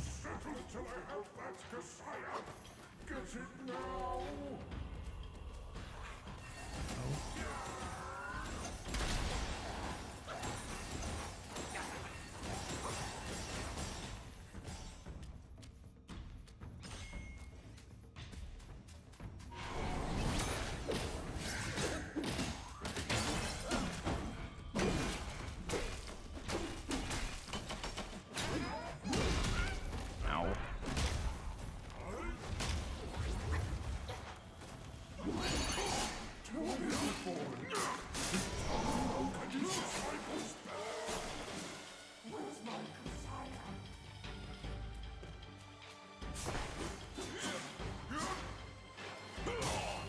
What?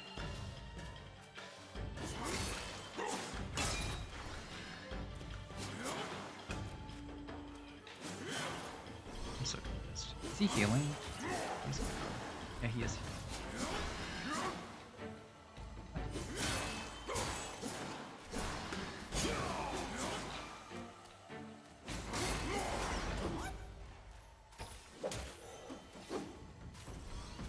That was a waste of a thing. Oh, I'm healing. Healing them. Not sure what this was. Means we are healing back to full. Okay, there we go. Oh.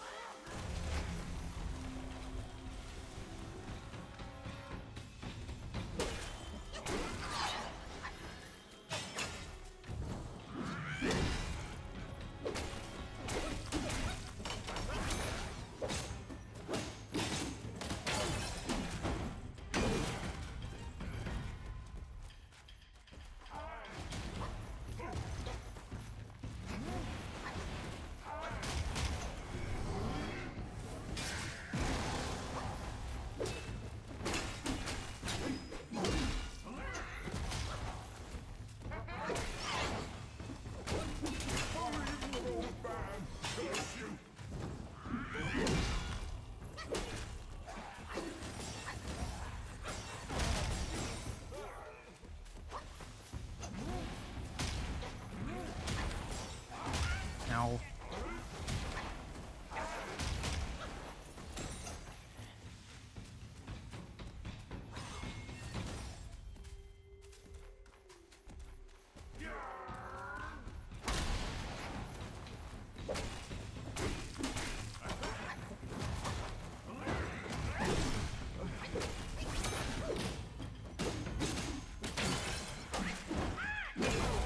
Nice.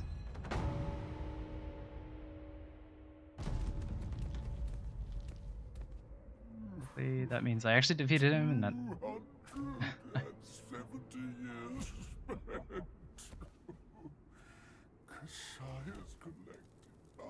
hundreds. Still one short without this. No, stop.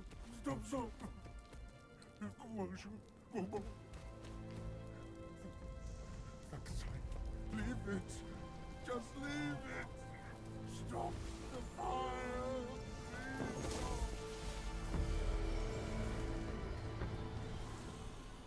Okay. Still confused. So I guess they started the fire,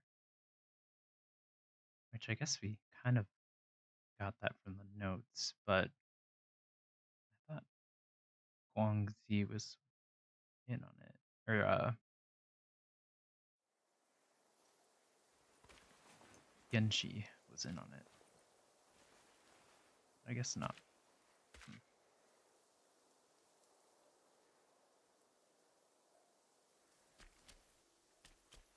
Okay, so this is who is that? This is the real Guangzi. No. This is the real who is it? Inhuazi, I believe. Yeah.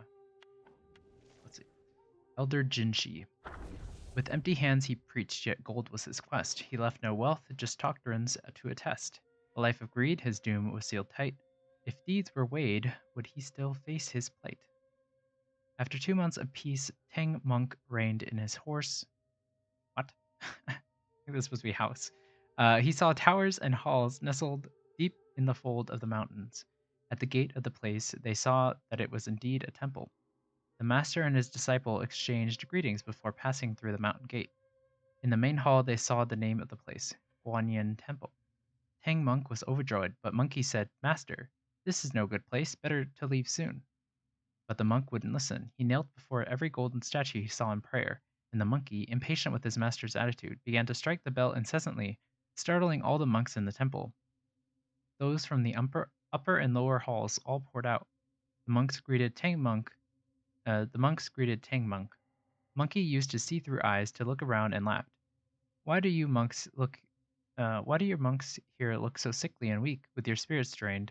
Have you broken your? Have you broken the precepts? In Tang Monk's perception, the monks all wore brand new kasayas and had tall, sturdy bodies. He considered Monkey's words to be mere nonsense and remarked, "Don't speak so recklessly."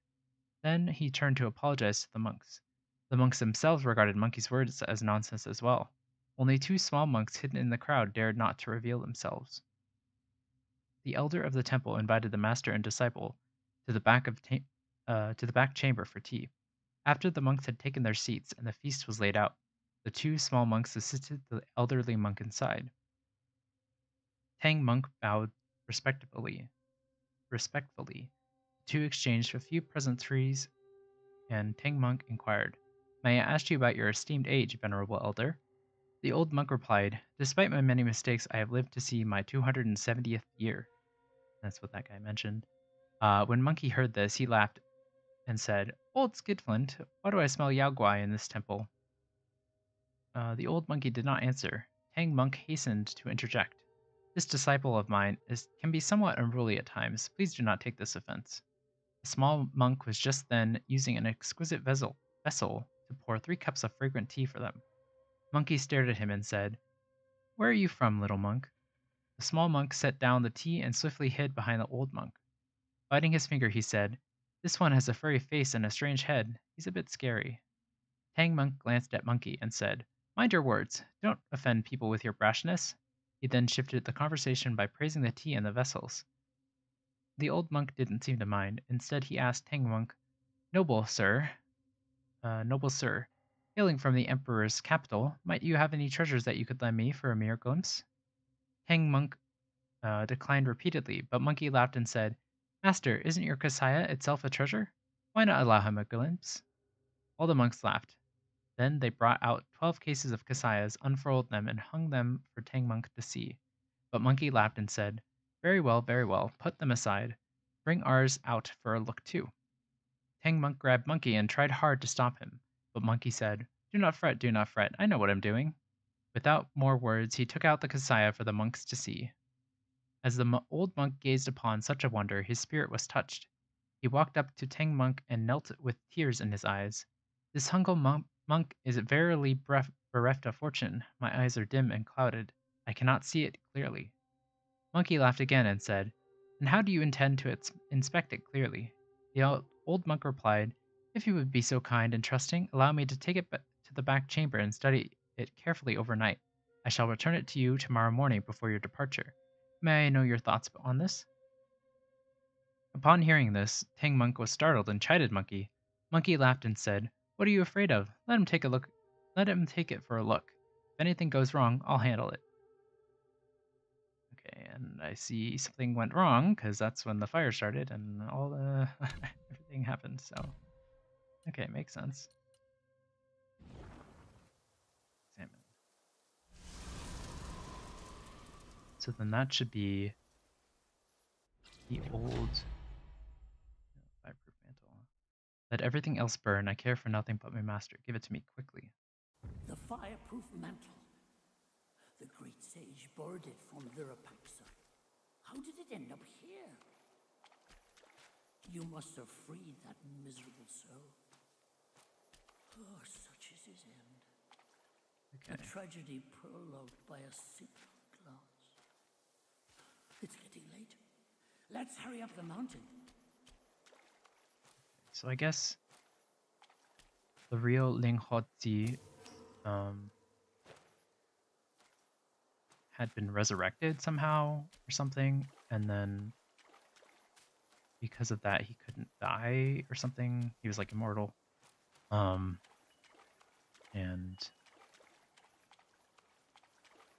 he came here to hang himself, I guess.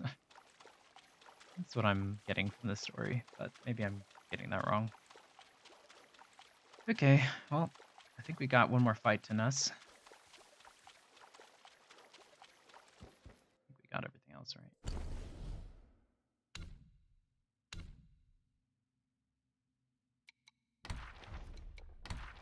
Well, there's a lesser Yale guy missing. Maybe we'll see them up here.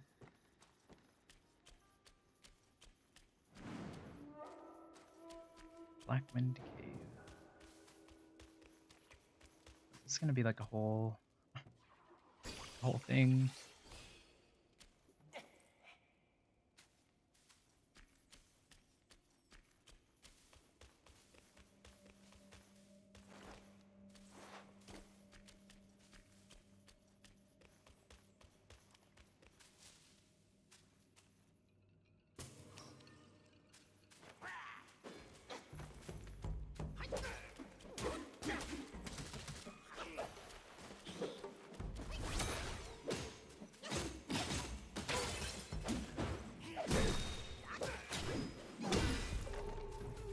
Okay, here we go. Wolf Assassin. Hills and rivers, nature's way. Kindness grows like grass and wood. Plants may fade, then bloom in May.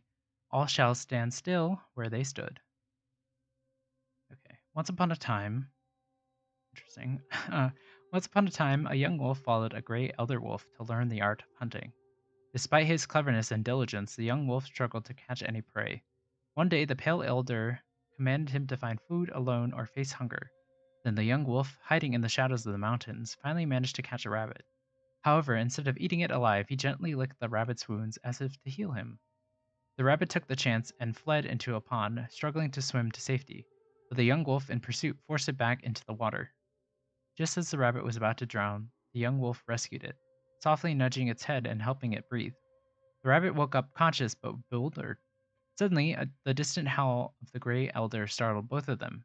In his panic, the young wolf accidentally crushed the rabbit under his paw. Ugh. Heartbroken, the young wolf wept bitterly. As the elder approached and inquired, it became clear. The young wolf couldn't bring himself to kill the rabbit, so he repeatedly spared its life. Yet he also feared his own hunger, and that's why he refused to let it go. Acknowledged, the gray elder then advised, Your false kindness brought misery. Instead of hesitation, both of you would have been better off with a swift end. The gray elder's words seemed to have dawned upon the young wolf. Later, it honed a lethal technique of hurling whirling blades from afar to for, for stealth kills, believing this to be the ultimate form of mercy towards its adversaries. Okay, cool.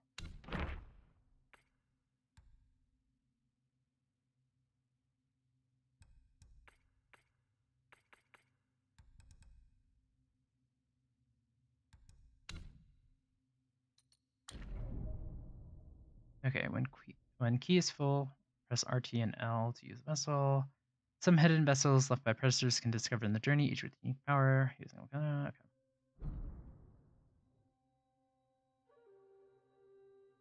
For short duration after activation, grants burn immunity and gradually increases focus. Okay.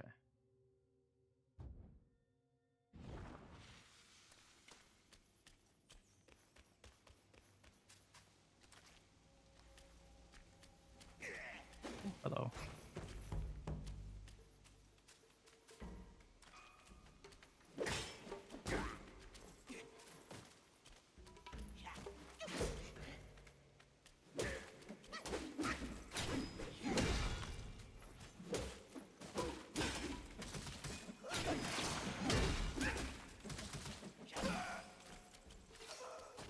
Okay, I kind of get the timing on that. It's kind of finicky, but I think that's where we're supposed to go.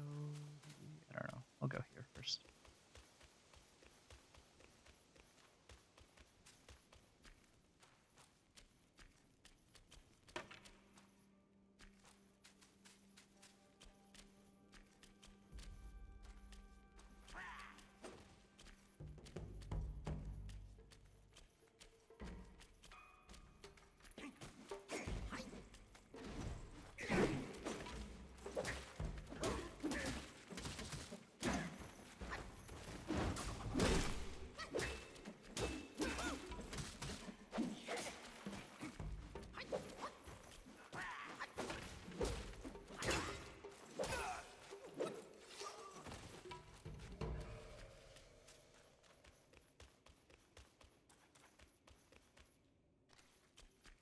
Okay, I'll go back.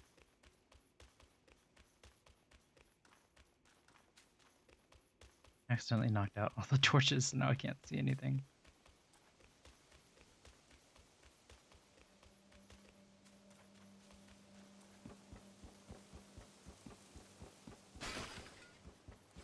Ah, meditation spot. Oops.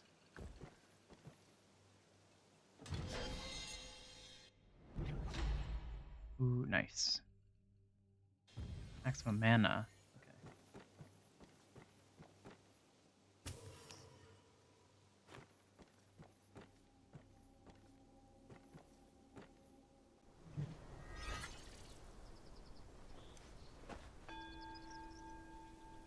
This place is really pretty.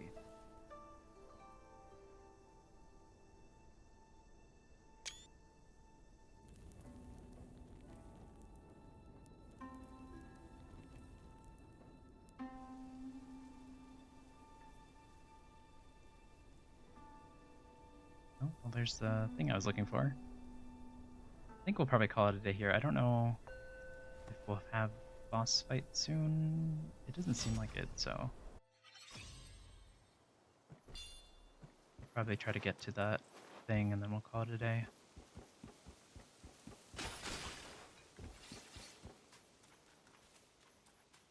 Let's see, find it.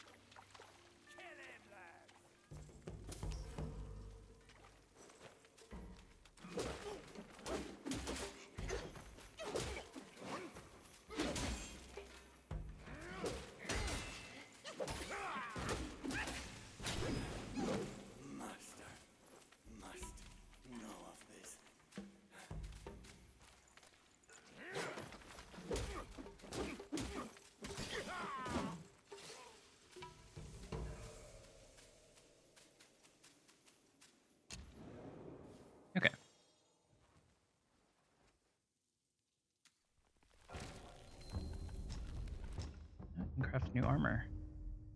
Ooh, okay. Bronze monkey mask. But we only have 2 silk. Well, we could make everything for this. But it looks so cool. Okay. Can we buy silk?